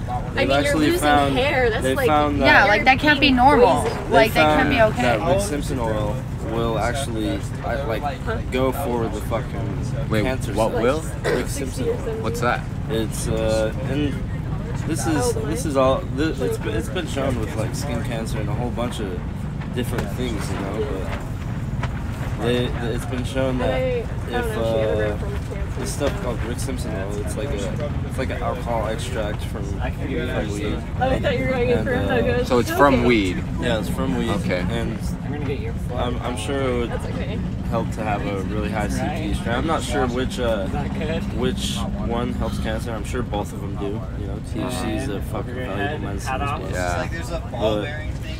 But there's people who just go super high doses of that, and I think that's what I would do, because that's like, I don't want to be. I would rather die than be miserable and live. Yeah. So I have 3 things real quick. I'll make them real quick. So first thing, so my mom, my grandma, and then Utah. So Utah. Utah, during the time that we were building all these nukes and shit, so Utah was actually a place where the government made a city where they made 3 of these huge plants so that they could just fucking make uranium to uranium-70, just like huge plants, huge fucking plants, like 3 of them. And then they made a city around it, and then they went up to Salt Lake and like the surrounding cities, and they recruited people, and they said, hey, we'll get, and this was the time of like World War II, you know, this is a bad time for people to live in. And so they were like, hey, we'll give you steak dinners every night, we'll give you free food, we'll give you free shelter, we'll give you everything. All you have to do is work on the uranium plant. And so tons of people went down there, and so that's where we made most of the uranium into uranium-70 so that we could blow it up. And then down in Nevada and Arizona, that's where we would test it, because that's where we had more barren land, so that people weren't really living there, so we could test it more. So that's what's crazy, is because we live in Utah. So boom, that's the first one. Second one, my grandma, when she had cancer and died, she had stage 4 breast cancer, which stage like 5 or 6 is where you like are pretty much on your deathbed. You know? Yeah. And so it's very far, and she had a pain in her chest where it was for like 2 or 3 years. She just never went to the doctor for it.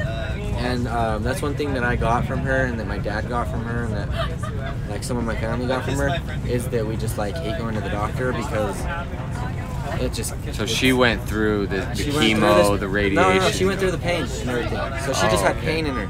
And then like after 2 years or something, like she kept telling her kids, and then her kids were like, "You need to go get fucking checked out." So she went and got checked out. So I had stage 4 cancer. I was 12 years old, and my grandma, she taught me how to play chess, Monopoly. Like she taught me how to play all these board games. She taught me how to knit and sew. She taught me how to use my brain, smart, and like. She taught me how to love math, like, and just at a young age, at like 5, 6, 7. You know, she taught me that walking is a good thing. You need to always walk, and like she taught me all these things that like you need to do to like be healthy and all this stuff.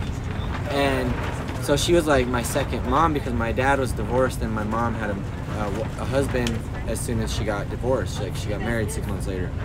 And so like when I went over to my dad's, that was my mom, you know, my grandma. My dad was like, he was in his like 30s, early 30s, late 20s. And so like he did not, like, you know, he had to work all the time, pay child support, pay for us. And then like at the same time, like he was like a young adult, you know, so he was like doing stuff too, sometimes. But like she always took care of us, and she like taught us stuff, me and my brother. And so like when she was dying, I remember my mom and my stepdad never talked to her. You know, that was like the other side of the family, so they didn't talk to her. Okay. And so I remember one day after school, they came and got me, and they were like, "Hey, we need to go to the hospital." And me and my brother were like, "For who?" And it was like, "For your grandma." And they're like, "Why?" And they were like, we can't tell you right now. And so then we went to the hospital, and my whole family was there, and that was like only on like Christmas and Thanksgiving, you know, like that was rare. And the whole family was there, and my grandma was in the hospital bed, and we were like, "What the fuck is going on?" You know, like me and my brother were like, "What the fuck?" You know, I was like 12, my brother was like 10. Like, what the fuck is going on? And so then everybody left the room except for me, my brother, and my grandma. My grandma told us, and like, I remember crying so hard, and I remember like crying so hard that it like burned my throat. And like after that, for like a couple years, it was like I couldn't cry. I could only get that burn in my throat. Like even from huge breakups and like just big events, like I couldn't cry, like because I cried so hard that time because like I was like, I'm losing my fucking mom, you know, like one of my moms, like the biggest influence in my life. I'm losing her. And so then like every week, me and my brother would go hang out with her, you know, on her deathbed, and like whole family was there, and it was just like the most depressing thing in the world. But, but once she died, like I remember on her deathbed, like a couple days before she died, she was talking to me, and I was Mormon back then. And so she was very Mormon. She worked in the Mormon headquarters downtown. She always did volunteer work for different churches all across the valley. And so, like, when she was on her deathbed, she told me to go on a mission, which I knew I wasn't going to. But also, she was telling me how, like, a couple days before she died, she was like, just like the Mormon religion and everything, she was like, I've repented for everything I've done, you know. It was like anything that I can remember doing any harm to anyone, I've repented for all of it.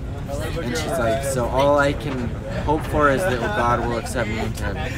And like that, like fucking hit me hard, you know. I was like, fuck, you know, like before she died, she had her ex-husband come over just so she could talk to him because he cheated on her and when married an 18-year-old girl while she was 36 with 7 kids.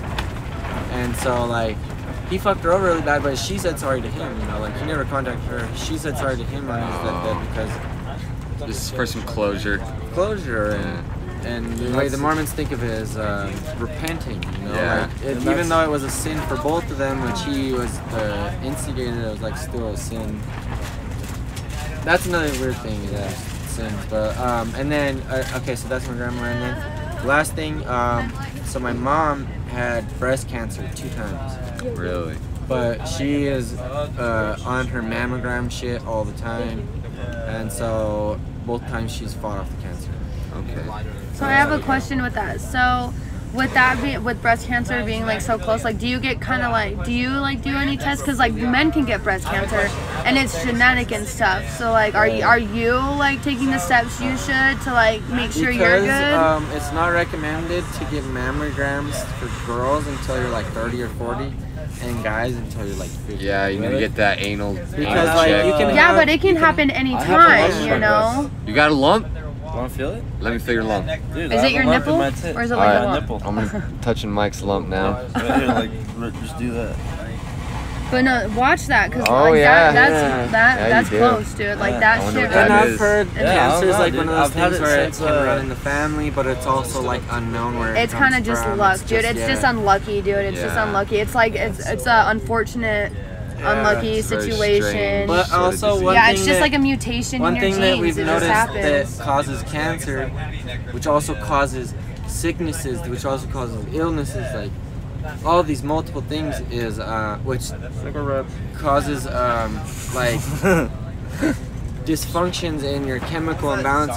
A chemical imbalance in your body is stress. You can get maybe that's why I have breast stomach holes. What do they call ulcers? You can get ulcers from stress. Yeah, dude, stress can do damage to your body, dude. It can. And so one thing that I watched that was maybe in the last year or two. It's more recent because we're coming out with better technology. We can test stuff better.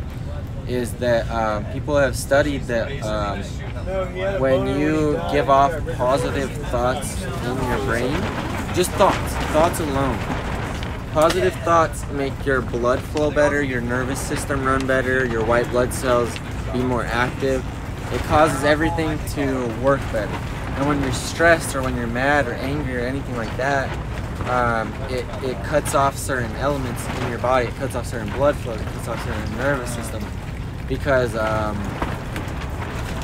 it's stressful to think about. And stress just stops things. That's weird because that's like built into us, you know. You think it's weird that would be harmful to us, but it makes a lot of sense. But all right, I think we should wrap things up here pretty soon here. But does anyone over there, anything have any? Well, I just wanted to say something. Okay, yeah. Fucking, do you think that I don't know. At least this is what I think. Water. But at least this is what I think. I think that human life, with the way things are going with radiation and all that, I think it's looking like our lifespans might be getting a little bit shorter, if anything. But at the same time, just listen for a second. But I think that there's so many people getting born that it's just not gonna work out the way we like with the escalation.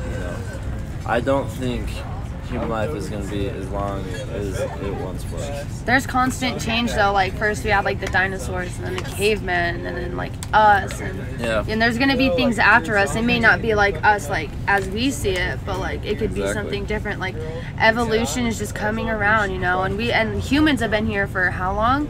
Like not that long. Well, not that long relative to like the Earth's like year, but like like we've been here for like so like a long time, so like it's gonna change. Once like very intelligent beings like us, and maybe a natural disaster happened all across the world, and so they like the people that survived weren't ones that knew how to control that technology, so they like went into like a dark age. So they turned into monkeys because like they didn't know how to use things. They barely knew how to they knew how to make an axe because they saw an axe before, but they had to make it out of rock, and so they went into like this dark age of like no sophistication, and then they started like coming up, and then we came into us. And so what if we're gonna like all die off besides like certain people, and they're gonna have to turn into like maybe apes again? Because do you know how to make a razor? Or maybe not really, no. Maybe even that, or maybe like Tez was saying, it was probably something that we can't even comprehend. It probably wasn't even like didn't even follow the same laws as us, like you can't, like it's so hard to draw conclusions. That's why I don't really like to. But I really think the whole point of why I am here at 11, and hopefully all of us are here, which I'm sure all of us are here for this same reason, is just to fucking break out of the box and fucking evolve, you know, push the limits and see what the fuck you can do and fucking see where you can go and fucking be yourself, you know. Don't like, you don't have to, there's no reason to fucking copy somebody because you think they're cool, or there's no reason to fucking just be yourself, you know. Like, there's no reason to put on any fronts. There's just, everybody likes you for who the fuck you are, so nobody's gonna like you if you are pretending to be somebody else. And you're not living for yourself if you're living for somebody else. Like you as a person, so beautiful. It doesn't matter, you know, race, age, gender. It doesn't matter. Like, every person is beautiful in their own way. So if they're trying to like mock somebody else, like, it's almost like it's like taking away from their own personal beauty. Yeah, exactly. Yeah. And it's kind of just like, it's I don't know. It's like, I don't know. For example, something that really, I don't know. It's I'm sure it kind of irritates everybody, but it's just one of my. It's probably an ego thing too, which I'm sure it is. But something that really gets to me is when I'm like telling a story, like, and I'm stoked to tell it, and then somebody comes in and like is like, oh yeah, and this happened, like, and I'm like, I was telling that story, you know, like, just kind of fucking stole this, like. And that's the thing that you learn in life and here as well, you know, is just like, you gotta let somebody have their time to shine, and like, if someone, like, especially like spinning fire, you know, like, if you're gonna spin a bunch, and you have to safety people, you know, like, that's just how it works. And it's just a matter of giving people their turn and letting them do what they want to do, and just try not to swoop in on their try not to swoop in on their like whole thing, you know, what they're trying to do, you know? Like, if you, I don't know. Everyone needs their time to shine. Yeah, exactly. And I just wanted to express that for some reason. I feel like it really, like, it's like when a comedian, if somebody was out, if some guy was sitting in the fucking audience and fucking giving away all the punchlines right before he said them. And that's the worst. Yeah, that's the worst. Yeah, you gotta be like, you gotta be the audience sometimes. Let them express that idea. Don't go and express that idea. You know? Like, express it for them. Yeah, and let them express it their way. Yeah, if you're always the one like giving the punchlines and like be in the spotlight, like you're like taking away your chance to like learn from someone else's story. That's true. Or like taking away your chance to like know somebody. Like, someone's like trying to like say something cool about themselves, you know, and someone interrupts, it's like, whoa, like, that's cool. Like, that person's like opening up their social barrier to let you know. It's not even like I'm the best fucking listener or fucking anything. Yeah, well, we all have our problems with stuff like that in some sort of way. I just like to make it apparent that just listen and learn, you know? Listen and learn, because the people who learn the most are the people who talk the least. Yeah, definitely. I definitely agree with that. You know, like, sometimes it's like really cool to just like, you know, like be by yourself. Like, everyone's having a party, you know, just sit back, watch everything, like see how everyone's like acting, because like I feel like you can like learn so much about other people without them telling you, just like by the way they act and stuff. And so like sometimes it's really cool. Yeah, exactly. You know, like sometimes it's cool to just like sit back and just watch how people are, because everyone's so different. So and I feel like you can learn so much about people like that versus like them like telling you like, hey, like, I like to sew, you know, stuff like that. No one can tell you how they are, because no one really knows how they are. Like, which is one fun thing, because like when I think the question that stumps 95% of people is like when somebody, which is very a rare question, but like a question that has been asked multiple times around me and other people, which is like what kind of person are you? Yeah, who are you? Yeah. And it's like, that's the worst question. Well, I do this and this and this. Yeah, it's but like it's like that's not who you are. Like, that's what you do. That's just your that's interest. what's off the top of your head. You know? That's what you're thinking about right now. I don't know what kind of person I am. Yeah, you really don't. Everyone gets to interpret it their own way. You know? Am I a human being? What? Right now, yeah. What is self? You're a fucking. What is self? What is self?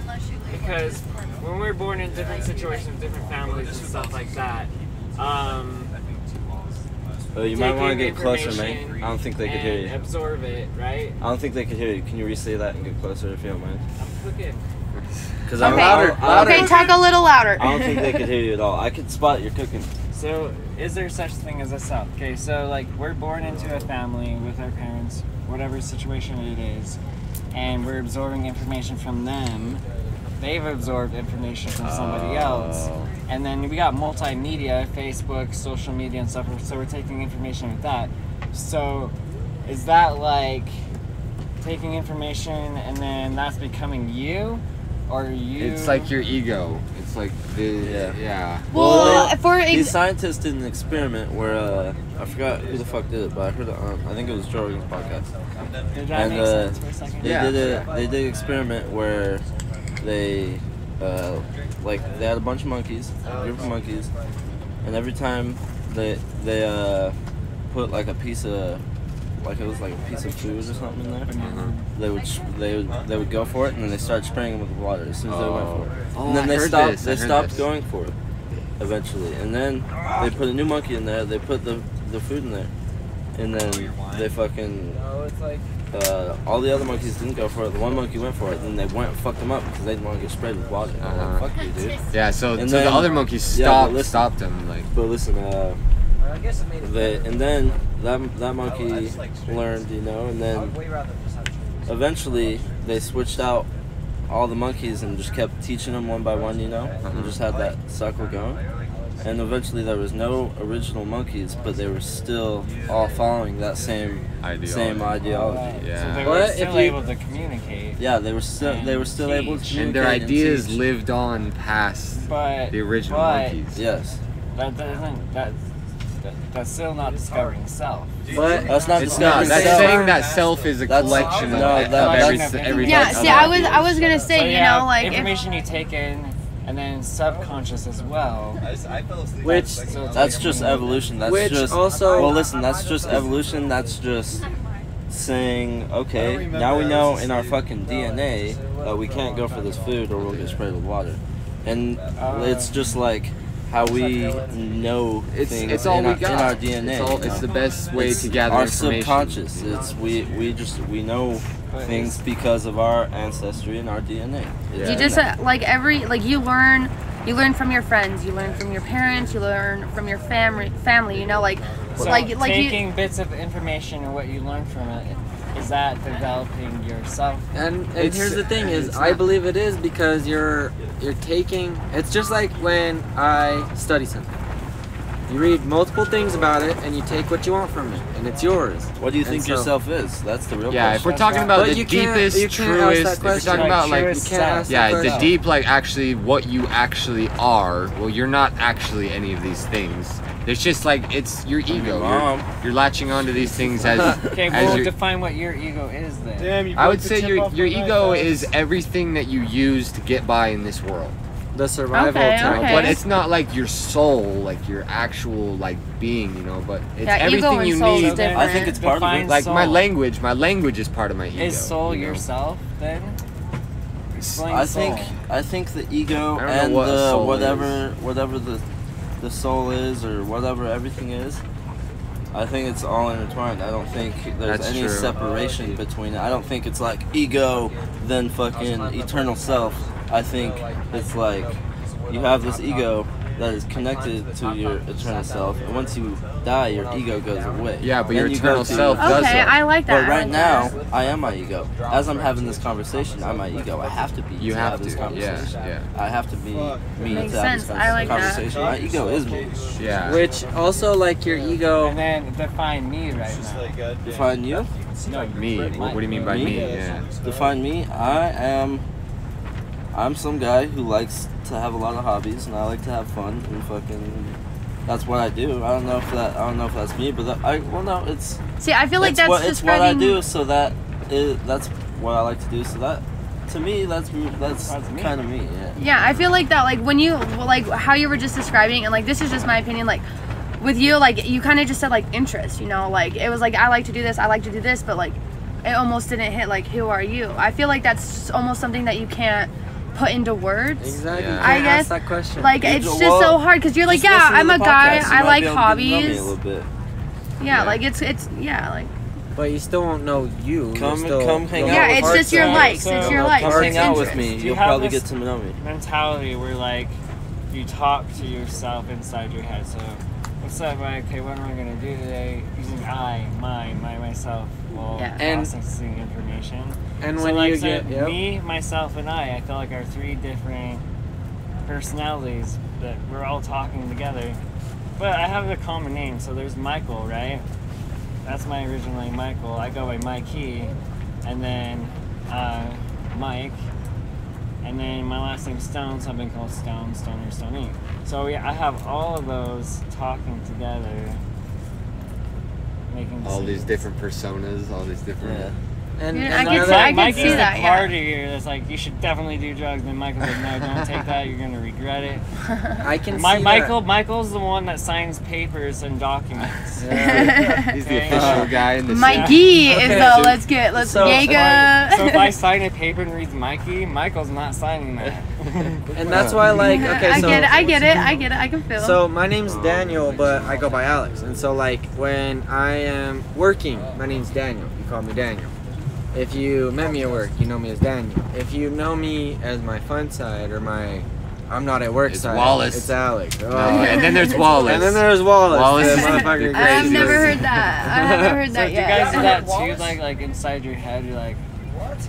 I'm not gonna do that. You always say well, and so that's what I was gonna say is one thing is like when I get alone or something, you know, like, and like walking around or I'm sitting or I'm thinking or something, like I'll have some thought that's like, whoa, you know, and then another thought that's like, no, not that, you're fine, and then another thought is, whoa. So it's almost like a split personality sort of thing going on. But then also like as if it's just going off on a train of thought. Yeah. Like with what you said, with like like links to a chain. And generally for most people, I feel like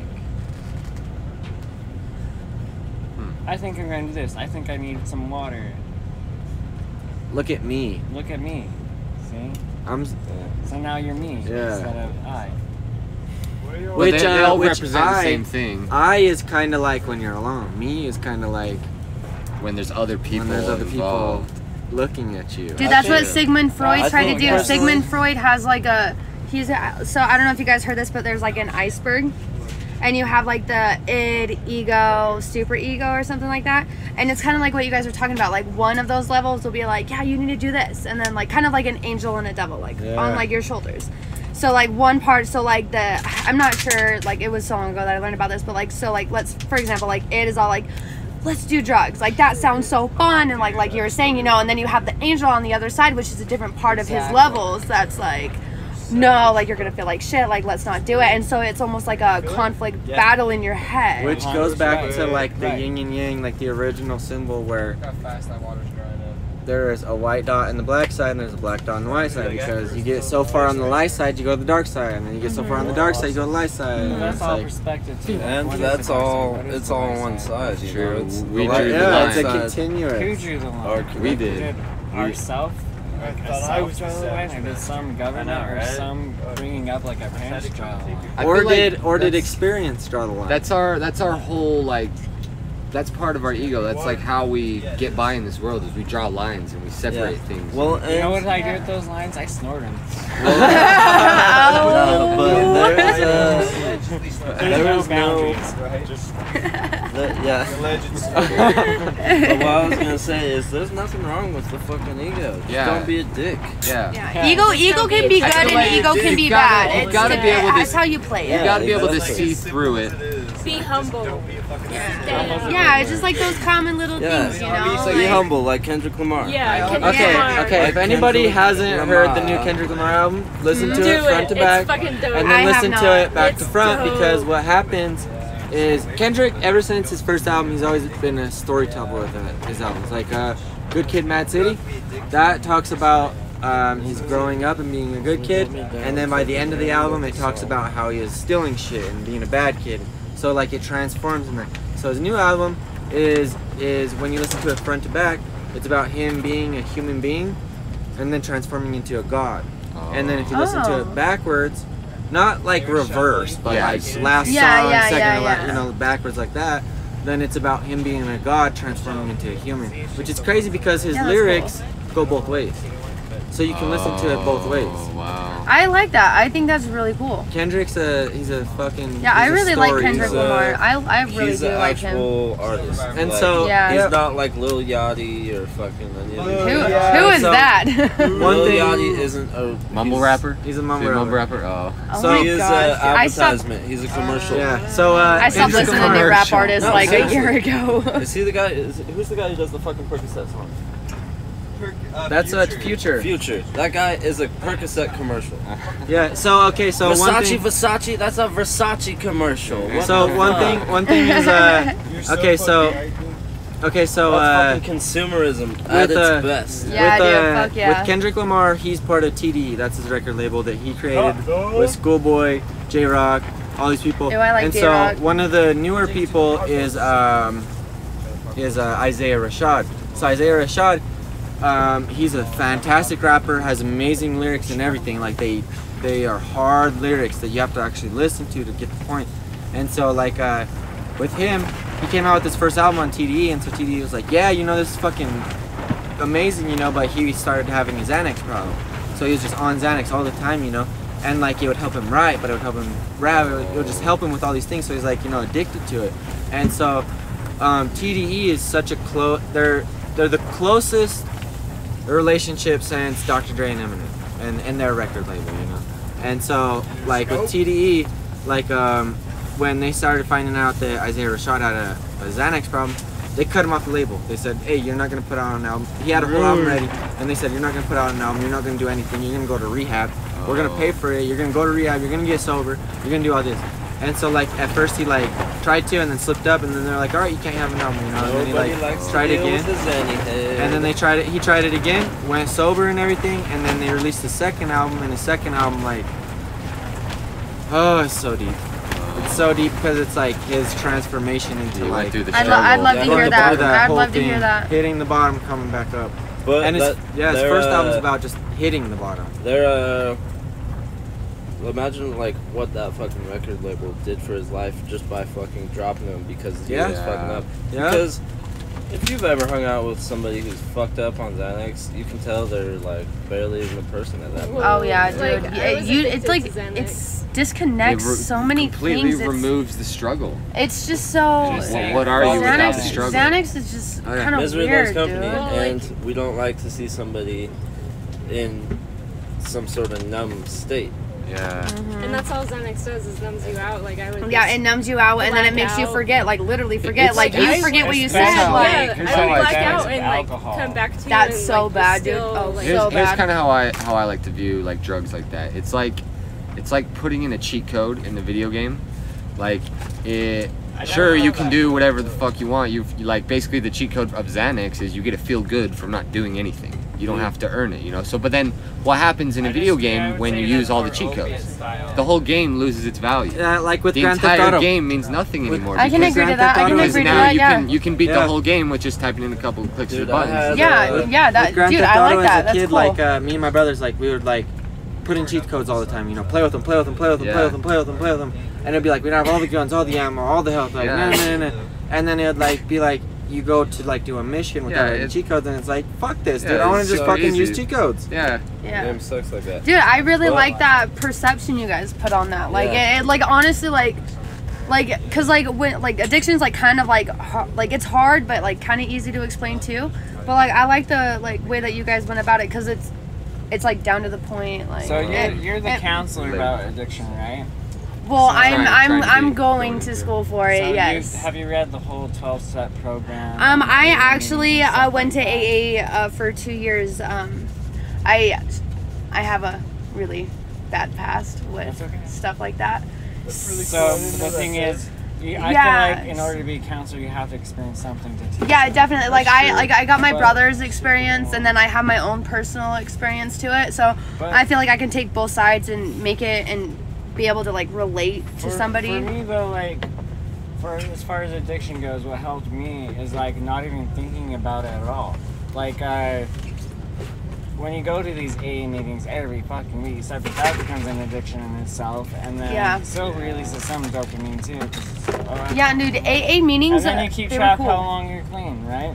Yeah. For me personally, when I stopped thinking about it and like didn't keep track how long I was cleaner longer without even Yeah, because you're not constantly reminding yourself. So when I go to these meetings, when I went to these meetings, I wanted to use immediately. See, that's what happened to me too. Like I would go, and like the only thing I would think of would be like, okay, I'm talking about it. I'm talking about what I loved about it and what it made me do. And then now I'm sitting there and I'm craving. And now I feel your pain because I heard your story, and now it makes me feel so sad. And what's going to make me happier to use again. Yeah, exactly. Like that's why I stopped going, is because I feel like I was making progress with like time, and like I feel like time is such a weird misconception.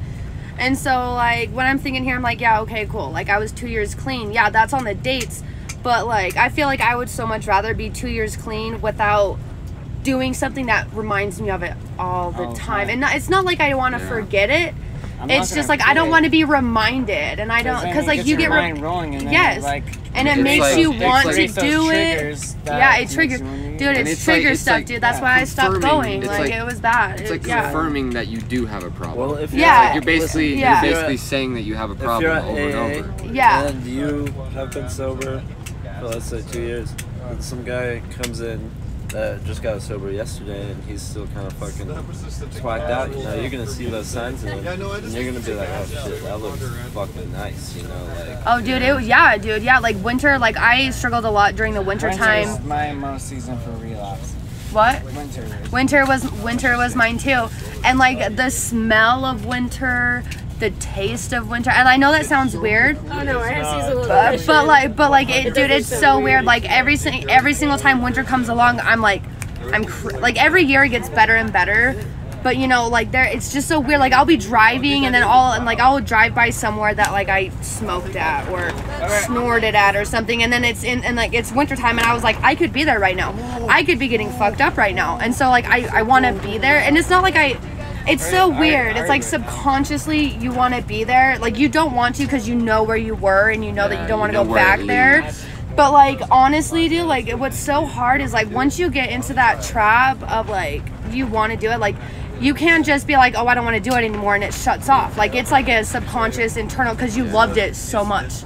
You loved it so much, and so you want to go back there, but you don't.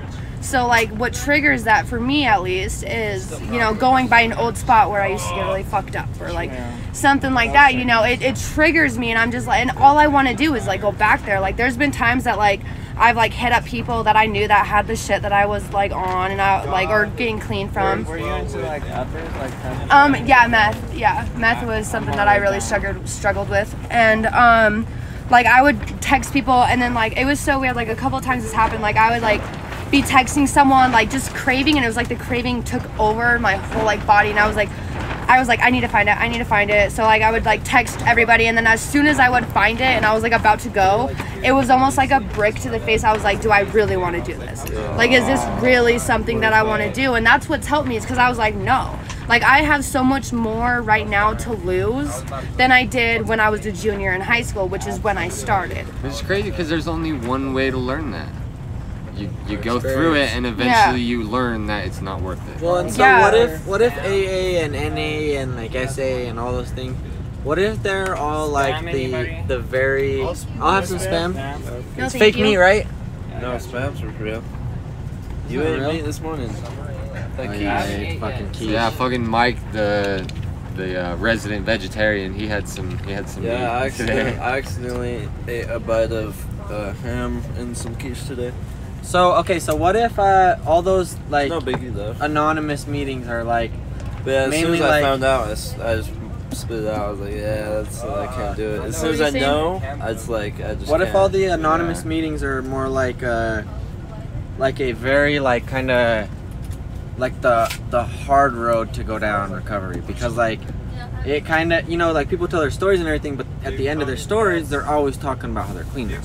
And so what if it's like for blah blah years. Yeah. And so what if it's like it's the same you know, story. like I had this great time, but now I'm sober. And so what if like you're supposed to go there to think like, oh, I want to relapse because like this sounds, you know, so good to relapse to, but at the same time, you're supposed to be training your brain like, no, no, or like, it may be just like some people do better in cold weather, people do better in hot weather. Yeah, like, some people do Yeah, better like it's so in different. rehab. Like some people benefit so much from AA, and like kind of like religion. Like I guess like in a weird sense, like if that works for you, if you believe in that, like go for it. Like I'm not gonna hate on you because you're Mormon, or I'm not gonna hate on you because you're Christian, or I'm not gonna hate on you because you go to AA meetings and it makes you better.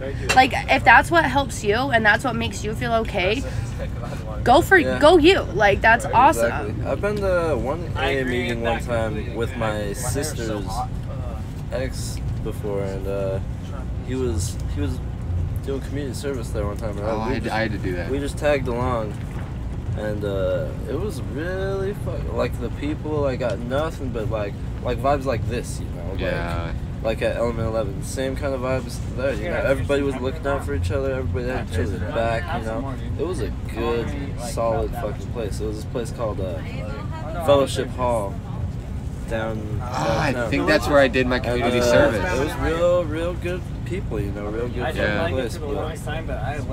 But yeah, so it can work for anybody. You know, if you are going through recovery, I recommend. Stay open-minded, try anything you fucking can. Try some psychedelics. Yeah, well, and if it depends. With the right mindset. Yeah. It could go either or. Some people just don't have the mindset for that. Yeah, well, if you, chances are, if you've been doing a lot of drugs, your mind is probably pretty sensitive. So, who knows? Your mind could be pretty sensitive to that, and if you have a lot of stuff that you need to deal with, then you're probably gonna. Well, it'll make you face it, but like, if you have so much stuff that you need to deal with, that like you're gonna get fucking terrified and get fucking PTSD or something. It's just like how Alex was saying, how his grandma was trying to take care of a lot of things before she passed away. Good for her. I am probably gonna do the same thing before I have another DMT experience or anything like that. I'm gonna squash a lot of. You gotta get your conscience clear. Go at it with as little baggage. Because you're gonna live it, dude. The thing that with psychedelics that I've learned is like the things that you're battling. Once you take that, like it makes you face it, whether you're ready or not. Like it's like you gotta face it now. So it's better to like let go of all of that stuff before. Because like honestly, like it's so much better to face it. At least in my perspective, it's better to face the things that you're dealing with sober. Yeah. Because it gives you like a full mindset. Like drugs can help, like psychedelics. I know that helps a lot of people, and it can totally like bring a different perspective, different everything, and like be good and like help. But like at least for me, what I've learned through it is like dealing with it sober helps me eventually. Because if I'm dealing with something like on psychedelics, then it's like. It's too much. It's too hard. Yeah, it's like too hard, and it's almost it almost makes me feel like a shitty person. And it can have a negative impact on you because like if it's too traumatic and like too much, then it can send you down a more downward spiral. And you know? If it's you really don't want to have something to do something. Like you don't want to have to ingest something to confront something. Yeah, but a lot of times it works that way. It does, a lot of the times it does, but like what I've been trying to get better at is just going up to people and be like, you know what, like I'm just gonna be real right now and fucking I'm not gonna candy coat it. Just like I was telling Alex about the cigarettes. I was like, dude, then why don't you fucking like I'm not gonna candy coat it anymore, you know? Like Well, it's real. It's real. Like sometimes people need that like real. You try to sugarcoat something and it's like I feel like sometimes that can mislead the direction you're trying to go into. So it's good to be straight up. Like it's way good. It's you're being a dick, but you're trying to help. Yeah, like it's not it's being a dick in a good way. Like you're just being like you're really like that's not being a dick. Straightforward sometimes. I'm saying we all live here. Yeah. Animals live here. That's just respect it. Yeah, that's just it's. And don't get me wrong, I've littered so much when I was a kid, you know. Oh yeah. I didn't care. But it's just we do what we can, you know. We do what we can, but do what you fucking can, you know. And you can do a lot. Yeah. But This reminds me of that dude at the fire tribe, who when we went to go sign up, because we have to get these bracelets before we can perform with the fire, because it's a very like controlled environment here. They don't want to burn anything down. They want everyone to be safe. So you have to go and sign this waiver and talk to this guy, and he is very blunt and straightforward about like the guy that like and almost tackled me and Jessa. Yeah, and I saw like Devin made a mistake after his performance. Like he like went off to the wrong direction or something, and he like went up to Devin. He's like, "You don't fucking do that. Like you don't go fucking that way. Like getting like being a dick kind of, you know." But then right after that, he was like, "Sorry, man. I want to tell you how it is, like how it actually is." And it's him just caring about him. It's him just caring. Yeah. Like he doesn't want you to get hurt. It's like your parents. Like when you're a kid, you're like, your parents yell at you and you're like, "Fuck you!" But like really, it's like they're like, "I love you and I don't want something to happen to you, so do this." If something simple like that, just running a certain direction, evokes that kind of reaction, I'm gonna take that seriously. Yeah. Like that is a big deal. Yeah, especially like the anger. The anger. It like makes you like think, it's like, whoa, and it's painful. It's It's like that guilt, but it's that pain that teaches you the lesson. Yeah, it teaches you, and you learn from it, and like learning is never bad. The more you can learn, the better off that you can be. Like even with your ego, like we were talking about, it can be good or bad. If you're learning, it can make your ego better. That's awesome. All right, so before we wrap up. Does anyone else have any other cool Element 11 experiences? You guys over there want to talk about your... Alright, let Ashley go first. You want to get up here? So I was just like sitting, like meditating and shit, and like this random guy comes Meditating in shit? No. Like this random guy comes up and like sits down with me, and he's like, "I can tell you're a really cool person and you're going to go somewhere. And I want you to come back here next year and tell me all the cool things that you're going to do. And I'm not going to believe any of it because they're going to be that cool." And like, I like really believe that you have something special. Dude, things like that. Yeah, seriously, dude. Little things like that, like he didn't have to say that. No. But he did. And like him doing that made a mark on you. Yeah, sure. Fucking, we were watching my buddy Kyle's structure burn. And this guy Arby came up to me. He's an older character, and he actually owns Area 51 in downtown Salt Lake, the club, and that's where all of my fire tribe spins. That's where we practice, and he lets us use the club, and he's just a real fucking good dude who takes care of people, and he's an artist in the fact that he contributes into the people as the art, if that makes sense. Like he motivates them and fucking, and that's a special type of art. Oh, that's a special type of art. And he comes up to me while we're watching Kyle's structure burn, and he's like, because I don't think he recognized me or remembered me from always going there, just because I'm shy. And he comes up to me and he's like, "This is a Utah Fire Tribe's piece, this is Kyle's piece." Oh. And I was like, "Yeah, Kyle's one of my best friends." So he's out there spreading the word. And I was like, "Yeah, I actually know you, dude." Like, I was like, "Thanks for letting us practice." Like, I was like, "I appreciate it like so much." And he's telling me, he's like, "Dude, like, thank you so much for just. I love watching you guys. I love watching you guys. I love the people." He was just saying, "I love doers. I love people who don't go to work every day and just go to work and go home. I love people who do things and create things. Passionate about it. Passionate." And I'm just kind of like, I was like, "Thanks, man. I'm just showing up. I'm just showing up. And yeah. Nothing too special, And he's like, he basically told me, because he basically told me that I shouldn't sell myself short. That I agree with you, dog. You have amazing potential. Well, and that's the thing. You're shining light. I think, like, I know I have potential, but there will always be people who are 10 times better than me. at everything. Yeah. That's the thing, and I will never lose that mentality. I don't think I ever will, you know. Why? Because that's what keeps me going. The fact that there's always something That's more. what keeps me going. I push my limit to its limit, and then I push that limit to its limit, and then it goes and goes. And Dust storm behind you. And Oh, look at that tornado. Look at that fucking sand tornado, dude. We might get a dust devil on the podcast. Yeah. So when. But what I was saying is, what I wanted to say is I fucking really appreciate this guy Arby, and fucking he's really created something amazing throughout. Just that whole like he created he owns that club, which is just a home for so many like photographers and artists and, just weird cool stuff. Yeah. You know, you may think it's fucking weird if you've ever been there, but like those are just the people who fucking judge. There's weird people, and they need their place, and it's fine.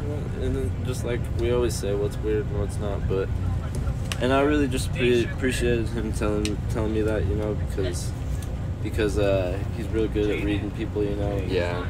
It's just we're sitting there we're just sitting and watching it burn and fucking give him a hug, you know. And it's just, I don't know, it's just a good fucking moment, you know. Yeah. Just good. Devin, it's hard to get it into words. You want to get over here? So you got something you want to say? Something after Devin. Okay. All right, so we got Devin coming up right now. Tell us one of his cool Element 11 stories. So, Devin Black here. So I was climbing this tower they have here. It's like made out of scaffolding. The temple? Yeah, no, not the temple. The scaffolding, the tower with the hammocks in it. Oh yeah, okay. Yeah, and I was climbing to the top where they don't have the wood. Like it's just an open slot on top. Then you could sit on the corner. Yeah. And I was sitting on the corner, and Jaden was like sitting in the hammock under me, and I start climbing down, and my feet slipped. Like as I'm on top, and I fell like 2 inches and caught myself. Oh yeah. And fucking now I got this big old bruise from like a bolt. Yeah. And fucking it's nothing too crazy, but I thought it was fucking awesome. So what'd you learn from that? Did you take anything away from that? Don't get too confident. And I've been there. Trust your instincts. Yeah. Whatever you think you need to do in those situations, do it. Cool. All right, Wallace, you got something?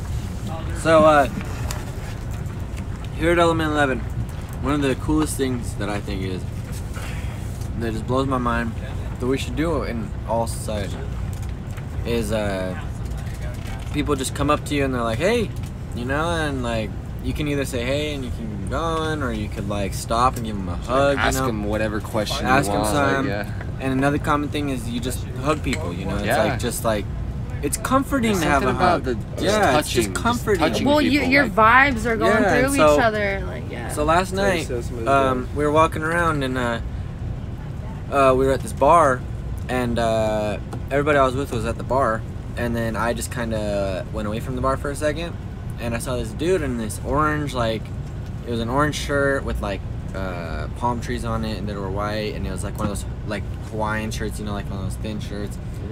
And he had a cowboy hat on, so I was like, what's up, dude, you know? And he's like, what's up? He's like, my name's Matt. And I was like, I'm Alex. And then I gave him a big hug, and I was like, this is fucking awesome. And I was like, how do you like it? And he's like, I love it, dude.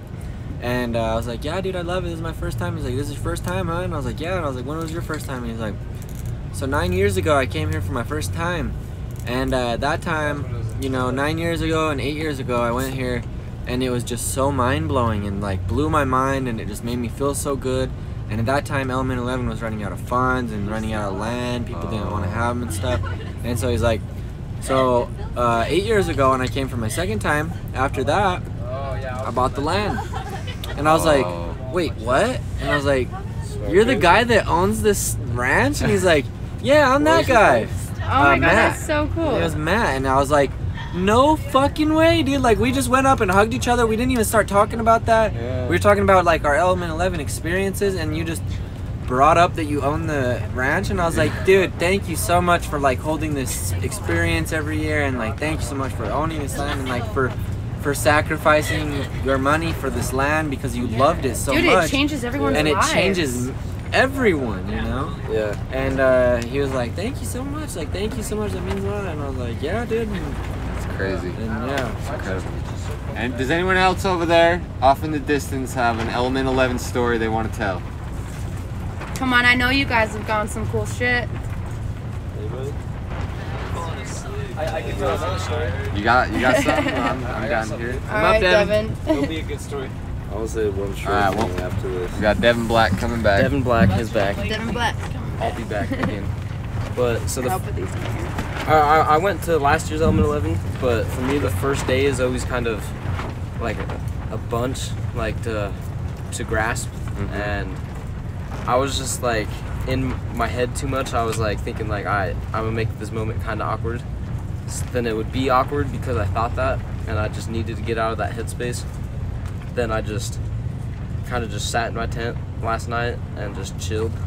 Just chilled super hard and just thought, not last night, the night before. And then yesterday I walked around and I was just completely different. It felt like I was able to settle in. Yeah, I feel like I was able. I was just kind of holding myself back. Like it wasn't like awkward. It was just me making it awkward. I think there's like a because like we come here and it's like we're trained to like the world and like judgment and like all these things, and then we come here and there's no judgment and it's like there's a transformation. It's like phase. And so the first day is like holy fuck. Like the first day I was here, I was like, is this real? Is this fucking real right now? Like how is this going on? Like what the fuck is this? And then the second day I was like, this is beautiful. I'm part of this. Yeah. Dude, I had the same experience. Like when I came yesterday, and like I wasn't here like 30 minutes, dude. And strangers, people that I've never seen, never met before, would just come up to me. And it wasn't like they were like, oh, whatever, like you're cute, like blah blah blah. It was like they came up to me and like they wanted to get to know me. Like they were like, oh, you're cool, you know, like this is cool, like this is amazing. And like you said, you know, like I was like sitting there, like I text Jaden. And I was like, you have to get here. Like this place right here is nothing like anyone's ever experienced before. Like it's like we're all our own like one community, and the one rule in the community is love. Yeah, and that's why it was so hard. Jerry was asking me like before we came, he was like, I really didn't want to set too many expectations, but I was like, we're all just going for a camping trip together. Like 1,000 people are going for a camping trip together, not in their own separate little camping trip, but we're all camping together. And something I just wanted to say was I have sand in my belly button. That Mike Poo has sand in his belly button. But something else. There's a lot of lessons to be learned. Something else I wanted to say is that I don't know. I just wanted to like me and Devin and Mikey and Rochelle were all here last year. And now it was a really amazing experience, and Mikey, like Mikey, not Mikey Poo, but it was a really amazing experience. But it's quite an experience now that I have a lot more like family here. Yeah. And I just wanted to thank everybody for coming. You know, I well, thank you, it. Mike. I wouldn't have known about this if it weren't for you, dude. Yeah, thank you for thank all of you for You changed my life. Nah, dude. Kyle brought me the light. Yeah, you just spread Bucky it. brought him the light, It's and the gift that keeps on giving. Bucky actually, I will have to talk to Kyle later. We'll have to talk to Kyle later if we can. But yeah, it's infinite, you know. Everybody passes it on, and I hope everybody does, you know. And that. One thing I want to say that I think is kind of incredible, and I think it's like something that we kind of worry about in the real world is like obviously everyone wants to have freedom to do whatever the fuck they want, but you have to limit it, you know, because people will get too buck and they'll get too selfish, and cause, you know, like in the real world you gotta like limit people, but in this place it's like everyone has as much freedom as you could possibly give them. You can do whatever you want, and you accept everyone as long as you're not around. hurting anybody else. And you accept everyone around. Like there's like cross dressers here. There's like people dressed up as vampires. There's naked people here. Yeah, people dressed up as like vampires, pirates, all sorts of things. Like everyone's doing their thing. But you know that by you accepting them, you're like in agreement where they're going to accept you too. Yeah, so, definitely. I think it's crazy that in a place like this we can give all of those freedoms, and that everyone will still respect each other's everything, their boundaries, their you know, it's crazy. Like, Just I because think those 10 principles, Alex, you got those 10 principles on that paper behind you? All of these And so one thing too, being mixed in a city with a bunch of fucking people that are still asleep. You know? yeah. one thing too that my dad taught me. Awake people in the same place.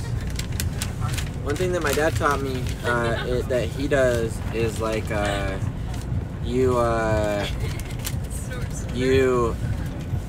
you take from so many people from living your life.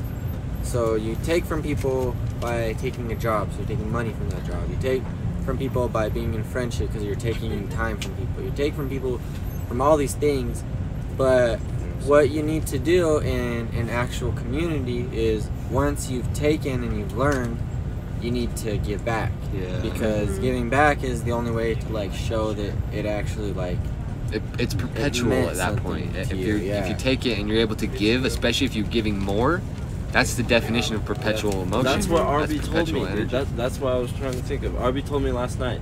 He was like, as long as you always give more than you take, you will never have any problems. Yeah. Well, as long as because you're putting out a surplus Yeah. of positive energy. So, and yeah, that's just how I feel.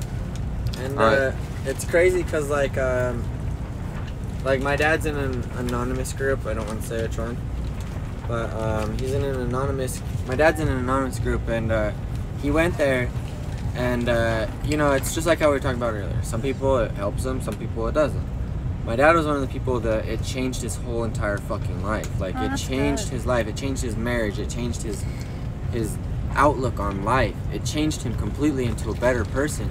And now that program changed him, now he is one of the leaders of that program, because now he's taken so much from that it's saved his life.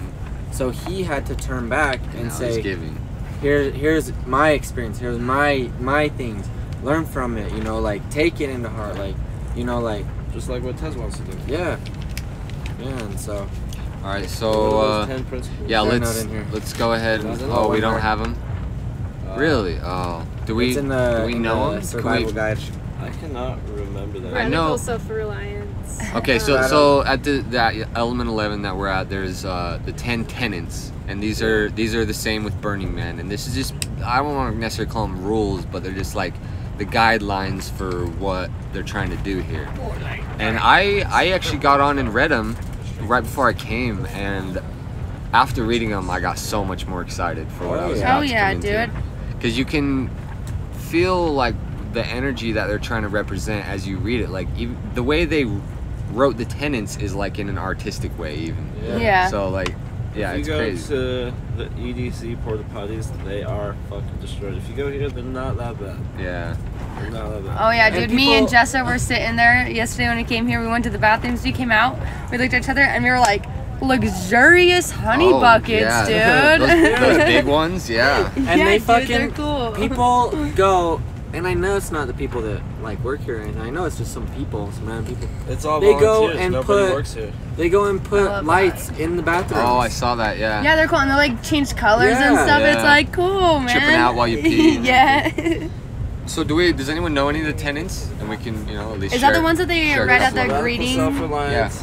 There's radical self-expression. Ask. That was one of them. Like consent. Yeah, ask for consent. Yeah, leave no trace. One of the interesting ones was radical inclusion, which means that every single human being is allowed here. Every single human being on the planet. Yeah, radical participation, which basically means that everyone here is involved in every single thing here, basically, you know. Which they do in like, for example, they have machine elves. Yeah, they have a dinosaur little like theme thing where you build a dinosaur. Yeah, you I love like, that. Dinosaur, yeah. You gotta participate. And then there's the principle of gifting, which at this festival, it said online they wanted to completely remove the commercial aspect of it. They wanted to be free of the commercial influences of people trying to make money. So there's no shops here. There's nothing to buy. No reason to even bring money here. Money exchange is great because the whole non-money exchange. Once there's money involved, as far as officers and the law, that's when you're breaking the law. What do you mean? So if you're gifting drugs, there's no money exchange. That's true. Yeah. But that is still against the law. It's still distributing, yes, but it mostly has to do with money. Yeah, it's a cool concept for sure. I definitely like it a lot. The one thing that I really loved, for those who don't know, me and Jessa, we got some fake flowers and we wrote, you know, little sayings on there, you know, just to like pep people up, you know. And the one thing that was cool is everyone who got one, it fit with them personally. So it was really cool that way because it was like the sayings worked with them and it was like almost like the boost that they needed. And then the second thing that was really cool is like when you give something to somebody, like to see their happiness and to see how much they appreciate like the little small things, it's worth it. It's so worth it, you know. Just to see how like something that you can do for someone, and yeah, it might be a little egotistical a little bit, but you know, like it gives me joy to see joy that I've been able to give to other people. Yeah. That's your exchange. The best thing about my fire performance ever is seeing the look on people's faces. Same. The best thing I'd imagine for a musician is seeing people dance to their music. Yeah. So it's egotistical, yeah, but we are egos. So that's fine. One funny thing is, feel like it's fine. Neil Diamond, he always buys out the first row of all his shows, and once everybody gets there, because he knows that people that get the closer seats have to pay more, and so usually it's the more fancier people, the people that have more money. So he buys out the first row of all of his shows, and then once he gets there, he goes and finds people in the very back of the audience and brings them up to the front of the show. That is so cool. Because he wants to create an experience. Because the people in the back are usually the people that love him more. But they just don't have enough money. Very interesting. Yeah, dude, that's so cool. I didn't know that. Yeah, maybe our ego feels good when we give people things or like something like that, because it's like kind of like the mirror effect, you know, like. And we're connected, you know, so that's probably why we feel good when we give somebody something. It's like helping yourself, kind of, from a certain perspective. Exactly. Yeah. So why wouldn't it feel good, you know? Yeah. And also that's feeding the ego in the best way possible. Yeah, and are you supposed to give somebody a gift? Are you supposed to give somebody a gift and going out? Yeah, like, that's true. There's a gift, guy. Yeah. Jerry, what happened last night when you asked for a gift?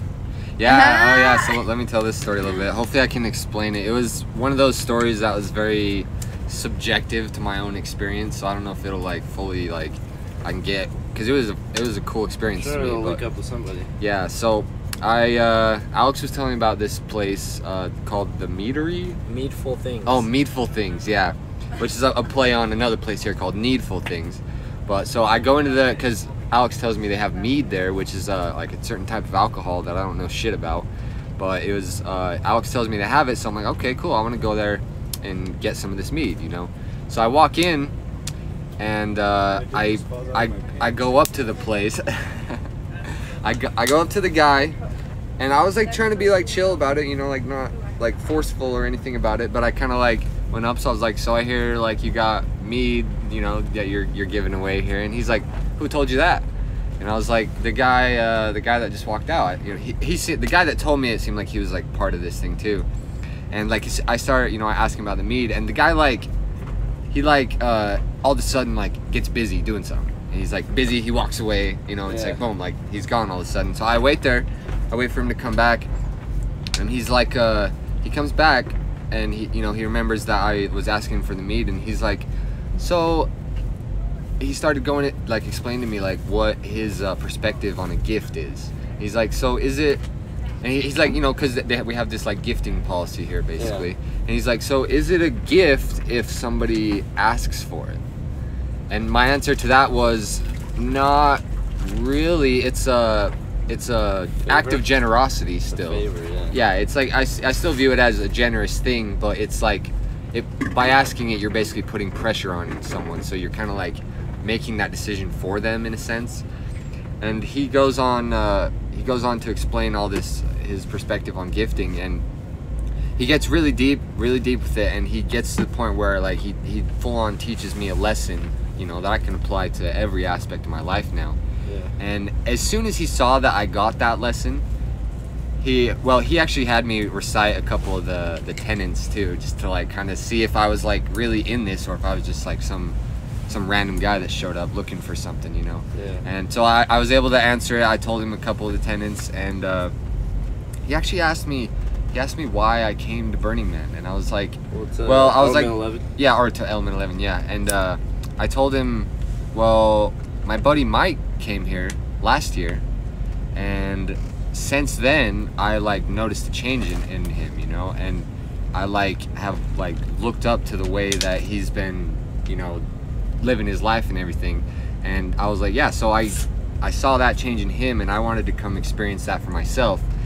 And after we talked about that, I feel like we connected, and he was like, okay, and then we got, you know, like a level of respect for each other. And then as soon as we got to that point, he's like, all right, come get some meat, you know, like he kind of like gave me the spiel, and then he's like, all right, now you can get some meat. Well, yeah, you know? just because he knew you were in it, you know, you were in it for real. And I approached the situation the wrong way. Like, you know, I came in looking for something, but I should have came in curious about the establishment that they set up and just asking questions about, you know. But so he pours me a glass of this mead. They have these like unicorn horns, like these hollowed out unicorn horns that they're putting this meat in, and he gives me one of them. I taste it, you know, I like describe how I experienced it. And I was like, yeah, it's like wine, but without the bitterness of it. Like it has like what was the word I used? This wasn't the exact word I used, but it's like, it has like the it has the complexity of wine. Yeah. It has the complexity of wine without all the bitterness. So I finished the first one, and I'm kind of like getting the feeling like, all right, we're gonna part ways, you know. I'm trying to figure out how to like exit this conversation, and I'm gonna head out. And he's like, so I don't give one shot of mead. When I give mead, I give a set of mead, or I can't remember the exact word he used, but it was like basically a set, like a 3-course meal of mead, you know. Yeah. And so, and he's like, otherwise you won't fully understand mead without getting all 3 of these different types of mead. Yeah. So he pours me another shot, and each mead was like had a backstory to it, and he like kind of told me the backstory of it. I got all 3. I don't know. I can't remember exactly what they were, but the second one was good. I explained to him how I felt about that one too, and then the third one he gave me was made in 1972. Really? Yeah, so it's like been fermenting, and you know, it has the same properties as wine, where it matures. Yeah, dude. It gets more. That's older than all of us. Yeah, that's crazy. That's like twice the age of all of us. And I tasted that one, and that one definitely had the most character. It wasn't the best tasting one in my opinion, but it definitely had, like, it was weird. When I tasted it, I felt like a fractal in my mouth, where it was like so much complexity, like going into like infinite complexity, like just with the flavor of it. It was very interesting. Yeah, I'm sure it's an acquired taste. Yeah. But yeah, I'm sure that was interesting. Yeah, and so I was definitely drunk. I don't know if there was so much going on, but yeah. So I had the last one, and this guy was just, his energy, something about it was so incredible to me. I had to let him know that I thought he was an incredible human being. Like some of these people are on like such a high level of consciousness. It's like, and it's nothing spectacular. Like it's the little things that they do that really, that they're not even noticing. Yeah. And they're probably noticing the same things about you. And that's Dude, what, the small things mean a lot. Yeah. They are. Small things. Everybody's got something. It's like something to learn from. Just like how whenever I see someone that like, it's cool seeing all these people who aren't from my tribe spinning, because it's like, whoa, like I haven't fucking seen that. Yeah. And we're all going like, what? And then we're like, okay, now we could. Somebody who sucks at fucking skateboarding can invent some fucking weird ass trick that nobody's ever done. Yeah, because they're not set in their ways at all. Yeah, they got a fresh exactly. perspective on it. So it's like, who knows? Everybody's got something. All right, well, it looks like we're getting low on battery here, so we will wrap this bitch up. Fucking happy birthday, Jerry. Happy birthday, Jerry. Thanks, everyone. Thank you. And Love I guess guys. I'll just say one more quick thing. Whoever's listening right now is probably the right person to come to this and be able to fully experience this. So anyone who's listening hasn't been here, I would suggest coming next year because it honestly will change your life. And we'll have a fucking, like, we'll get some fucking shit, we're like talking about doing we're talking about doing a theme tent next year, so holla. That's another cool thing. You can come here and do whatever, you can create whatever experience you want for other people, you know? And if you're not from Utah, you can still come, whatever. It's not like that. And there's also regional Burning Mans all over the country, all over the world even. Yeah. Burning Man is international. Yeah. Fucking, you know, get on There's the interwebs good and people find that everywhere. shit. Hell yeah, dude. We got Dallas, Texas right next to us. Find a community, no matter what it is. Like, just find a group of people that you vibe with. That's the best thing I can say to anybody. Yeah. But, alright. fucking much love, everybody. Yeah, thank you for listening. See ya. Come down to 11 sometime. Element 11, I'll catch you next year. We'll love you all. Keep killing it. Peace.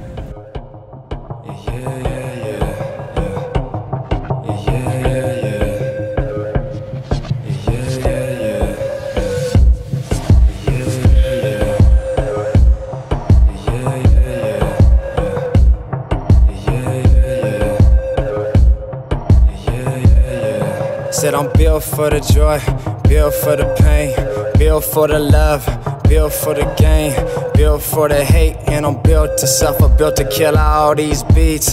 Motherfucker, I made to do this shit until I fade away, or pave a way until the family pay this day. Fuck layaway, I know when there's a better way, and all I see is better days. Finally feeling like I'm the latest craze, cause ever since I found a placement at this microphone, I feel home and beyond, producing any wrong. So I guess that I'm built for the poetry, rap until they know it's me, and when they finally notice me, I'ma show them that my focus be built for a different purpose. See, these people around me might be nervous, cause they thinking that'll hurt us, and resistance is truly worthless. It's nervous, this is medieval ages and stuff like that. Like, you know, you have this whole year of just doing shit, of just fucking gatherings and fucking working your ass off, and then like once or twice a year you have a whole party with your village, you know. Oh yeah. And just like get down for one day because you've been working so fucking hard the whole year.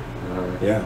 Oh yeah. No doubt. And E11's like that for sure. It's like it's definitely like a party. I was partying there for sure. Oh, yeah. And sounds like they got parties music and everything. But yeah, it's like when if you were to go to a rave and like everything that you feel like is missing from it is all there now. You know, like you have like just creative, like I think of like that wire that they had like spinning, and they had light shining through it, and it created like this like DNA looking effect, like this huge like probably 30-foot long structure that they built just on display there as you're just walking around, you know. Yeah. And you're allegedly on all manner of like drugs and everything, so like they have all the displays are like you can really fully appreciate. It's amazing what people come up with too, you know, like just the wild fucking things. And like me, Mike Pooh, and Alex, fucking when me and Mike Pooh, Alex, and actually we got there and like the whole city wasn't even there yet, you know, because we got there super early so we could help the fire tribe set up their camp, because I'm part of the fire tribe and we're gonna set up the whole camp and shit. We got there super early, raked out a bunch of shit for the fucking so we could spin fire and shit, and fucking then slowly like a couple days, like through the day and then a couple days and then a few days later, the whole city is growing until the fucking, like, I swear until you leave, the whole city is fucking growing, you know. It's constant, like, and I don't know,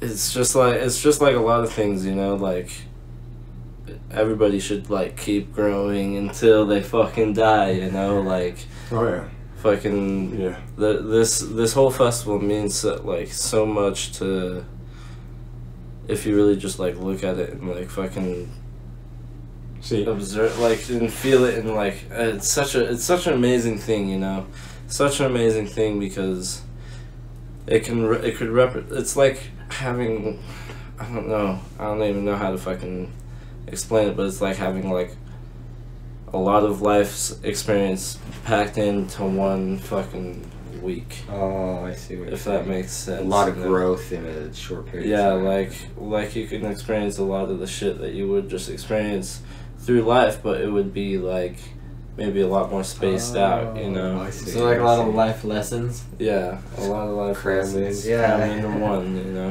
And one of the main ones, at least for me, is just communication with people. Yeah, just being comfortable with talking to everyone and treating everyone like how you should be treating everyone all the time, you know. Yeah, same here, dude. I love respect, you know what I mean? Yeah, and we have fucking Bracken here chilling. Yeah. What's up, guys? Yeah, and he's, I don't know, I feel like he's a good motherfucker to have on this little outro because he's kind of the outsider perspective. Yeah, good outsider perspective. That's exactly what I was gonna say. You know, from an outsider's perspective, the way you described the displays and the experience of it all really kind of painted a picture in my head. It was a good way to describe it. And I picture things just more out in the open. Were you guys like in a desert area? Yes. Yeah. So so there wasn't any trees or anything. No, everybody's sand and then like really and crazy displays of. And see, that sounds really cool in my mind when I paint the picture. So I don't know. It sounds badass. I want to go to that and really see that. And you're talking about at the very end, you know.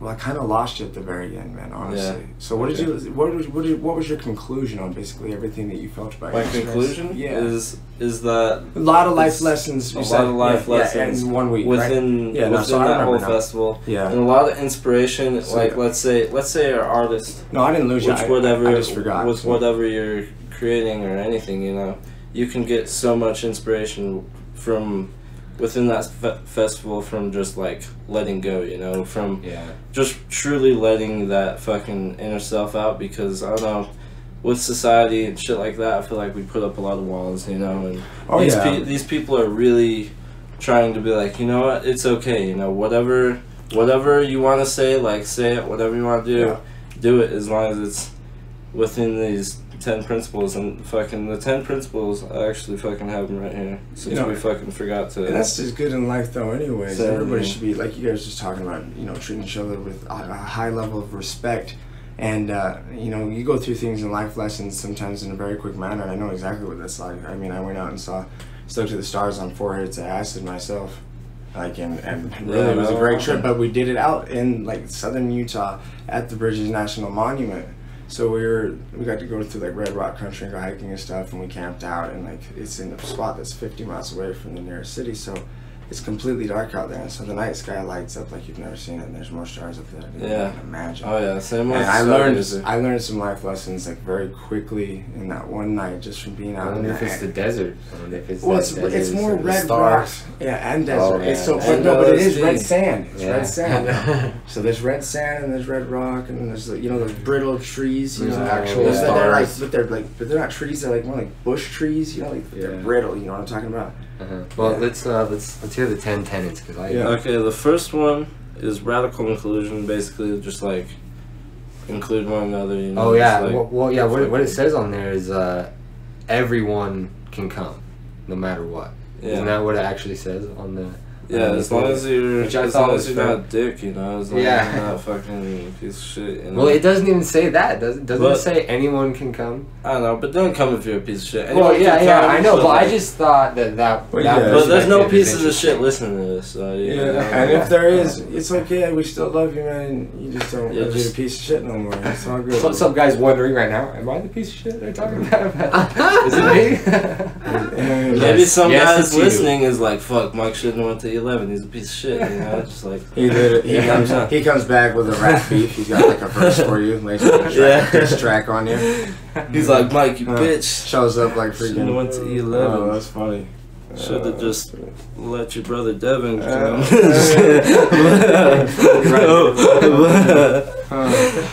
No, but it's radical inclusion, which it's just be cool with everybody, you know. Just like basically, it's kind of self-explanatory, you know.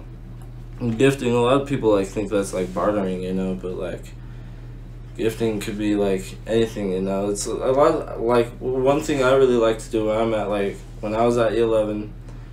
If I see somebody who's like fucking looks hungry or something, you know, or thirsty or something like that, it's like damn, I want to give them some food or something, because they fucking they look like they need it or something, because that was the kind, mostly the gifts I was given, you know, because there's a lot of people who get like, I don't know, little like bracelets or like something like that, which is cool and all.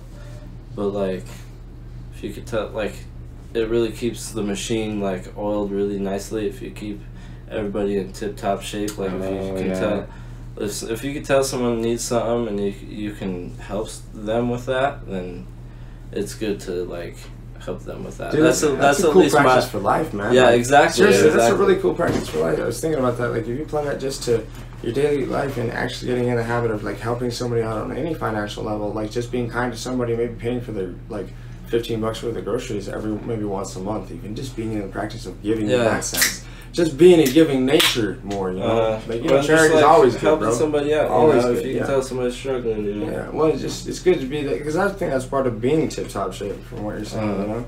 Like, I think in our tip-top shape, we are being more like that. So, and like my buddy, like Tez, who was on this podcast actually. Yeah. She gave everybody these like, she wrote a bunch of random like quotes on these papers. Yeah, I love quotes. And gave them away. And that kind of thing, you know, like, I don't know what it is, but like I feel like when you randomize things, it makes things fit like perfect. She just passed them around. She just passed them around, and I got the perfect like quote that I fucking needed, and it really like made me think about things like a lot. I think it was something like never forget something that once made you smile. And I just really need to hear that. I really need to hear that at that point. Really weird how simple and how deep it goes. Yeah, exactly. Yeah, and like everybody who got their little note, you know, was like, oh my god, like I need to fucking hear that. You know? Mine was and I needed it too. But it was like fucking life's too short to live a little. And I was like, oh, that's exactly where I was heading with myself. Fucking, and I hit that, and I was like, God fucking life's too short to live a little. Yeah, but it's just should to not live a little. Oh, to not live. Okay. I was going a totally different direction. I know, me too. That totally changed. I was like, that's no, retract everything. Yeah, there you go. And we skipped the track there. But especially if you have some like art that you've created or something, you know, you can give that away, you know, because I don't know, it's cool to see someone's reaction to your art, especially if they really appreciate it and like you've given it to them, or like it's cool to get some art that's really cool, you know, that's like, oh my god, somebody just created this and fucking gave this to me because they thought I fucking could use this or fucking. I don't know. So is that like tradition? It's tradition, you know, and it all kind of. So you do have a template that you follow while you're there. There's 10 things that you want to follow. Yeah, guidelines. Okay, that's the second one. That's really cool though. That's the second one. There could be a whole setting where it's not that, where you just show up and you do what you want. So it's cool that there's a principle to it. Like, yeah, well, it started out like that, but then they wanted to make it more of like, just like, I don't know, from the way it was going. They felt like they needed more regulations and like they wanted to just create more of an experience, you know, for life and everything. You know? That's interesting. Their take on it, though. It's a good way to do it. You know? Oh yeah, it really is. And decommodification, fucking.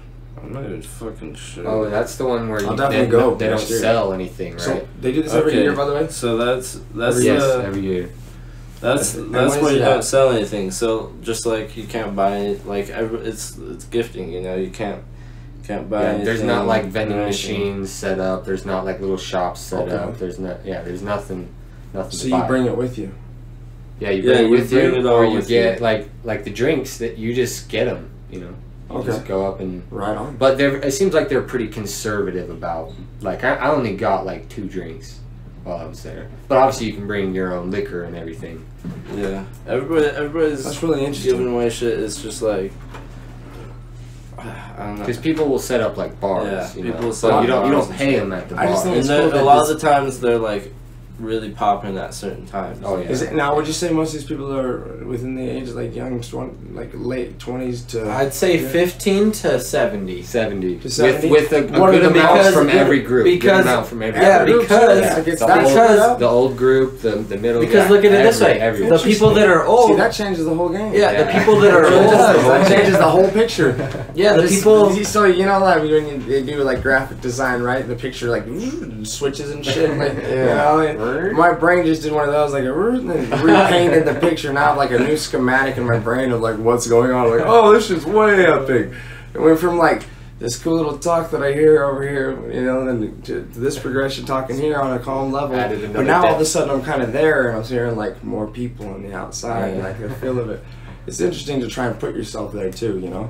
Because I try to kind of feel it in the you know the sound and everything. That's why I listen to podcasts is to get that feeling. I mean and so it's cool also that you guys have me on here right now because to explain it from that perspective directly. Because that's just taking the initiative. Really, it's like let's see it firsthand, like what it's like, you know. What are you gonna say, Wallace? That's smart. Oh fucking! We're working here. We're doing. Yeah, there's like the old people and the young people there, because like what I noticed was that, you know, there's people that have been going there for 10 plus years. Yeah.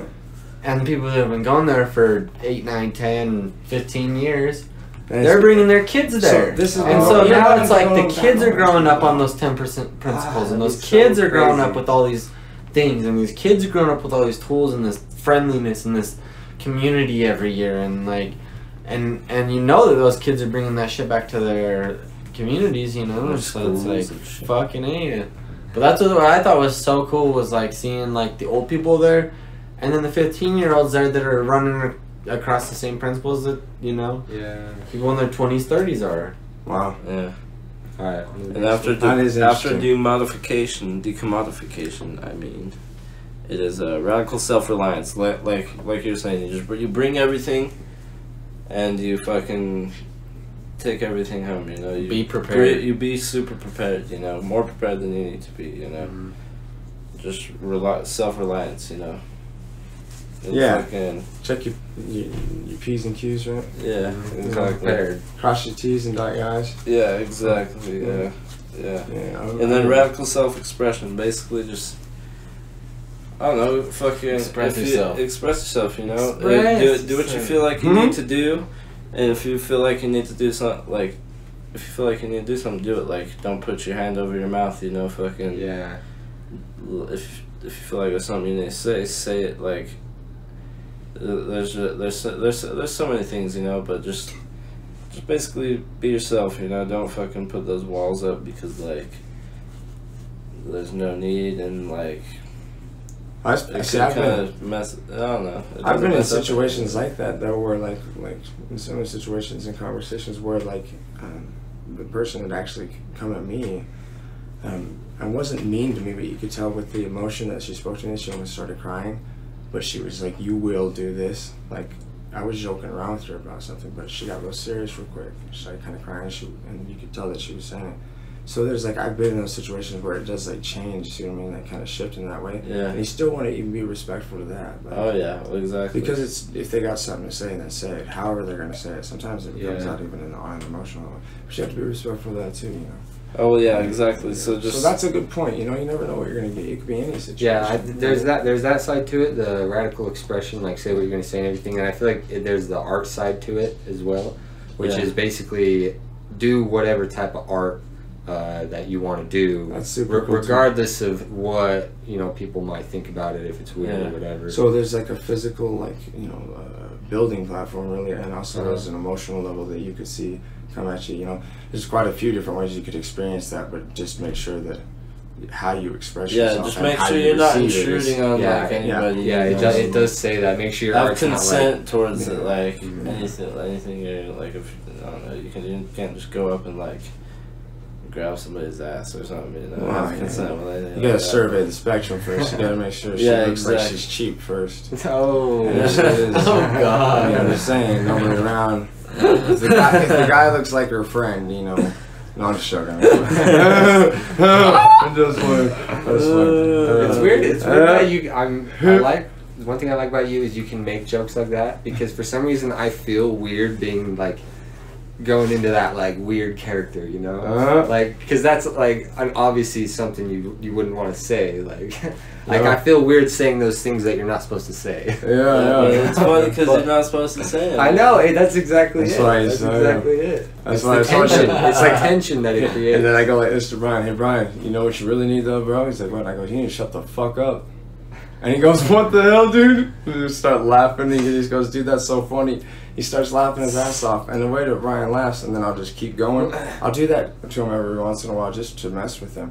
And he'll be like, hey, I just got this done, man. You know, I got all this done. So yeah, and I was like, it's about time you did something with your fucking life, Brian. I'm proud of you, man. And he's always like laughing at the fact that I'm always just kind of like, because he knows that's my way of saying, you know, dude, I always knew, you know, I know that he's gonna get everything he ever wants done. He's a smart guy and he's a good friend, but it's just funny to see shit like that when you just fuck with people, just to say things that just don't get said. Why not? Yeah. Why not? Just to see what it does, and because I'm that guy that's like really the hippie. It's coming at me crazy. What's he gonna do? Throw another weed leaf at me? Like, seriously, I'm just long hair, don't care, chill guy. But I do fuck with people sometimes because I'm that guy that doesn't. I'm probably at so much peace. I don't even see myself on a violent level at all. I don't like violence. You know what I mean? Yeah, I'm in my zen. I'm in my energy. My energy got an energy. Yeah. And this next principle is communal effort. So just like if you see somebody like who needs some help, you know, if I can give them some help, fucking put up with a tent, you know, whatever the fuck, you know, like just help out, you know, if I can. I don't know, do what you gotta do to help out, whatever you think you gotta do to help out, you know, just like anything, you know, just like life, you know, just like anything, but. Yeah, I feel like I didn't really help out too much. I was kind of thinking I was gonna there's gonna be kind of some stuff to do, but they had shit handled, like everything's pretty much handled. But like if you get there earlier, I bet like if you want to help out, there's probably tons of people putting stuff up. It's just a matter of just. My first year, I was just kind of so mind blown by a lot of shit that I was just like, oh my god. But, I can't wait to do this. But. Yeah, this year, just to say. We got there really early, so we kind of had to help out fucking put up our whole camp, you know, and the tribe's camp and everything, because we were camping in a theme camp. But, there's a lot of things you could do, like volunteer for the greeter station, which me, Alex, and Mike Poo did that for a while, and we just kind of hyped people up as they were coming in, just like, yo, what up, and just told everybody what up, and just there's a lot of different things you can do. It's just a matter of looking, you know, and going to do it. One fun fact about the communal effort. So. E11 was supposed to be where I was gonna quit, which has now turned into slow down on cigarettes after. And so, you know, the last day, and I only brought 2 packs with me, which I realized you need a pack and a half a day there because you're just sitting there and doing fucking nothing, and it's just amazing to just smoke a cigarette all day long. But anyways, so I ran out of a pack the first day, you know, the second day. I was out of cigarettes, and then fucking the last day I was up very early because I didn't go to sleep because it was just too exciting the last night, and I went around and I actually would tell people, hey, you know, I'll put up your tent if you give me a cigarette, you know, or hey, you know, I'll pack up some shit for you if you give me a cigarette, or hey, what can I do for a cigarette, you know, just random things like that. And in the morning, I probably put up 6 or 7 different tents for people, and helped 3 or 4 different people just pack up their shit. And then I helped half the fire tribe fucking set up shit that they set up, or unset up shit that they set up. Just going around, just but yeah, that was an exchange thing, you know. Yeah. I need a cigarette from my work, but some people I would go up to them and be like, yo, I'll take down your whole tent if you give me a cigarette. See, that's a good and deal. They would be like, what? I was so not looking forward to fucking and put it in the bag. Oh damn, that's a job. And I was so not looking forward to putting down this tent. And they're like, I would gladly fucking give you 2 cigarettes for fucking putting out. No, just 1 cigarette. 1 cigarette. That's it. Really? That's my work deal. And fucking yeah, and fucking yeah. What's the next one? All right, let's see. All right, communal effort, and then there's civic responsibility, which is basically just like take fucking responsibility. Yeah, take responsibility. Don't be a dick. You're a goddamn adult. Or was it dark out like for a lot of that time too? Obviously, you guys have all the lights off in here and everything with the glow and everything. It's interesting how you have the podcast going this time because like there's usually lights in here and it's a lot more bright, but I feel like more like it's in the dark too, kind of like probably when you guys were outside at the nighttime here on the desert and stuff. That's really interesting. Like there's we actually recorded this during the day. Yeah, because that's when you got time. Because you're up all night. It's interesting to see. And see, in my mind, I painted it as like a nighttime event. See that? Well, yeah, it is. All the dope shit's happening today. Well, and that's the thing too. Is like during the day, that's when we're spinning fire and getting crazy. During the day, you're like looking at like the temples and like the big shit in wood that they built and like just the basic stuff, you know, like just sliding down, just the little stuff. Well, a lot of stuff, but little stuff. Then as soon as the lights turn off, though, as soon as the sun turns off, alive. It's just like boom, a whole city just like fucking. That's cool, man. Till late as fuck too. Just like 6 raves, you know, 6 raves put together all in one, and then on top of that, little mini sheds too. So it's just like outdoes anything I could ever imagine as an EDM festival. There's sound camps. And it's not. E11 is all kinds of music. You know, you could bring a fucking. Is it here band? In Utah? Yeah. You can bring any kind of music you want there. That's a big event for Utah. Oh yeah, but it shows the scene's become a lot bigger here. Oh yeah, because like Burning Man wants to kind of spread across everywhere. You know, it wants to have these values. No, because it's a good idea. Learn, you know? I think it's a good solid, you know, just as a business, you know, side note, like as a business. Well, it's really actually all non-profit. Well, no, not in the sense of that. Like, what if your business is like being a revolutionary? What if you want to your business is just leaving marks, like changing history, or somehow leaving a ripple, right? So So there's a lot to be told in that sense, right? Oh yeah. So if you can find a powerhouse attraction that's seriously something that's like really like appealing on that level to anything. Not let alone a lot of things, you know, like most people, then you've got something that you can influence, not just for money. Money is what you make because that's what they say that we need for exchange, but that's a needless element, in my opinion. There is no need for the money if people just realize that we have enough to give everybody everything they need, but we just don't want to go there. We have plenty. We'd rather do this other system because we fear that once we're outside of the money, that our bad nature will take over. What I think is funny is like that type of freedom, like being able to go and grab what you want when you want from anywhere and just give it to. You can just give it to everybody. Like go grab as much groceries as you want and get one basket for Ralph over here too who wants one. Like, you know what I mean? Like you still gotta work. But yeah, well, I mean, things gotta happen, right? Things gotta happen. Things gotta happen. You just go about your daily lives as we've already set it up. And people think that we'd have like, no, people wouldn't work, people would get lazy. Well, I don't think so. I don't think so, though. Like, I don't really think that that's what it would be because at a certain point we'd push back. I really think that we'd push back to the point like that wouldn't even take place. Like the people that were working would push back upon that. Then it'd be a different suit, though. You know what I mean? Like people would have to see their differences. But I think our faith in humanity is kind of bad. Like in that sense, our overall mindset for as many people as there are is that.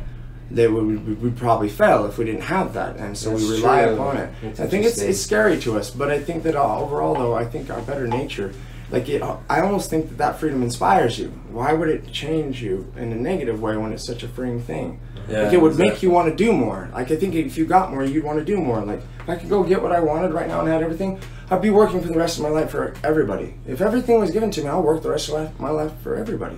I can see both sides though. I can see both sides clearly, and I can see both sides clearly working. I can see both sides clearly not working, and I can see both sides of each thing, and I don't think it's too bad right now. Well, yeah, it's definitely not too bad. Well, that's why I'll give it that. Well, and that's why we have festivals like this, is to really show you that we can do this. You know, Burning Man's getting that's kind of massive. You know, that and like maybe we can't do it on a global scale, but if we get tribes of similar people, like vibrating on like a similar fucking consciousness level in the same fucking area, you know, like, and just and to finish that town, and to finish that too, is that there's a piece that, you know, with the influence of what it does. Okay, so the revolutionary tactic, the mindset, the consciousness, maybe the push for what we're looking for, can happen, is what I'm saying, through these big events. So it's a great way, it's a powerhouse way to do it, and it's smart as a business thing.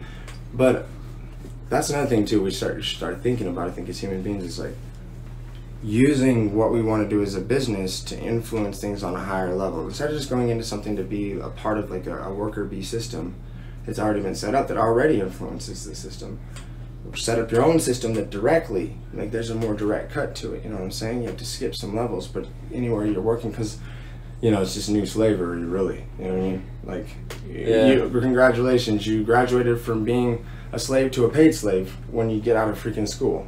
Exactly. Like, literally, you're already born into like a systematic approach that's already set for you of how things work, and you're going to be one of the worker bees of that. But if technically, if you do master the system, if you do beat the system that's how you look at it. Well, here's the thing: if you beat the system, then you can become one of the not slaves. Then. Oh, I know that. I'm saying I don't say. So that, I guess that's kind of what makes it not a slave, is that you can, if you want to. Well, not necessarily everyone, but you do have the opportunity to get out of the system, and that's kind of what creates this pressure for us to succeed, I think. And that's one of the pros of the, you know, the system currency we have in place. No, and the currency, that's one of the things that it does do. It does push more.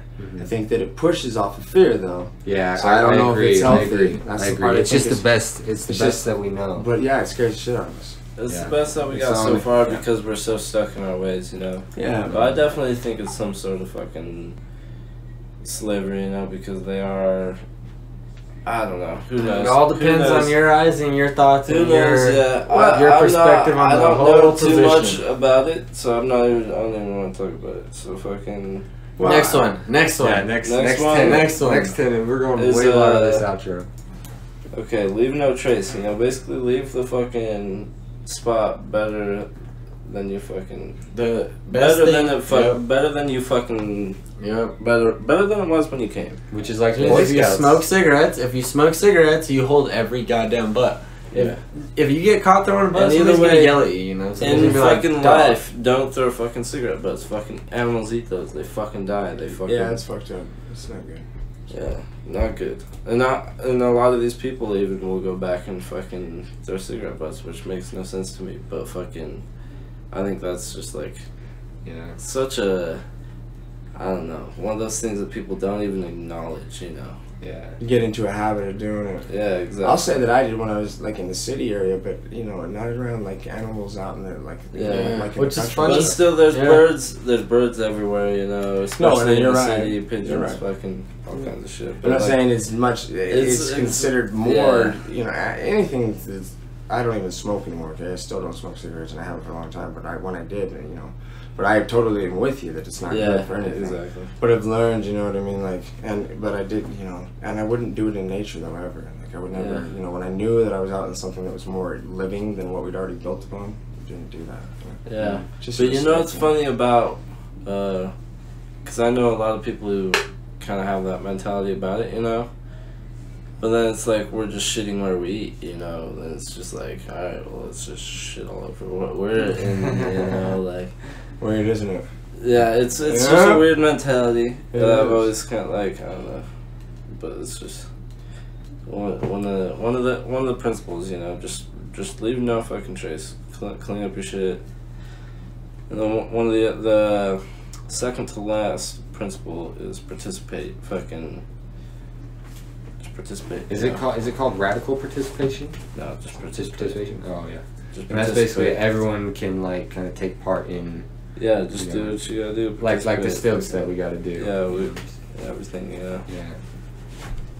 And the last one is immediacy, you know, just like I was saying earlier, like, if you see someone who fucking needs some fucking help them out, you know, if you feel like something needs to be fucking said, say it, or fucking just do what you gotta do, you know. What does it say about under immediacy? I can't. Yeah, that seems like a I specific. can't read it, but the letters are too small. I think it just means like, at least the vibe I got, if I remember correctly, it basically means like act like now, kind of. Yeah, exactly. Don't, like don't wait put till your hand later. in your mouth over your Yeah. mouth, fucking. Or if you're like, yeah, don't wait till later. Don't sweep it under the rug. Don't just do what you gotta do. You know, fucking don't. Just like I don't know. The like principles can go to life so well, you know, Uh-huh. so nicely. Well, in this E11 experience, it's, you know, hearing Mike explain it last year, it's like, oh yeah, that sounds super dope. And then going this year, it's like, yeah, super dope times 100 times 300 times 500. Impeccable number. Just fucking like, Sounds wonderful. Jesus Christ. You made it it's sound crazy. sexy. Yeah. Makes life fucking feel better. Makes everything Totally feel better. good. And it kind of brings you back to some roots and also Yeah. brings you forward to some Regains also faith future roots. in Yeah. humanity. Yeah. Oh yeah. So it's amazing. Next year, I recommend everyone go there. can't Try and go to a group. If you can go to alone, like fucking that'd be even crazy. Like, Yeah. fucking can't just wait, go. dude. Just go in the end. Go. Big displays, wonderful times, life lessons, and freaking numbers, like sexy ass numbers over here. Like it sounds, sounds like a great ass night. Alex was spanked a girl. Yeah, I spanked some girl and she said 5 and I give her 2. Yeah. Whatever. I don't know how to that spank. What? Yeah, this big old paddle. He was just like, she wanted to do it harder, but he wouldn't do it harder. She said she liked the 2 and the 1, right? The 2 and the 1. I saw a couple people come up with the same situation. They spanked someone. And What asked for a 5 and they gave him 1. Did you do it on purpose? Were you just like No, nervous to you hit just her, or you just don't think about the human tolerance. Alex it's like, is just a softie. It's like fuck. I don't want your I ass was cheeks to spank the jiggle shit from out the of that fucking bitch. spanking shit. But Oh, shit. all right, well, hope you guys enjoyed this long one. If you made it this long, you're the goddamn trooper. You're the MVP. You're the motherfucker. The motherfucker. The motherfucker out there. The motherfucking one. No shit, seriously, you are. Like, Enjoy. I really mean that. Enjoy. Peace out. Fucking Peace deuces, out, much everyone. love. Thanks for listening.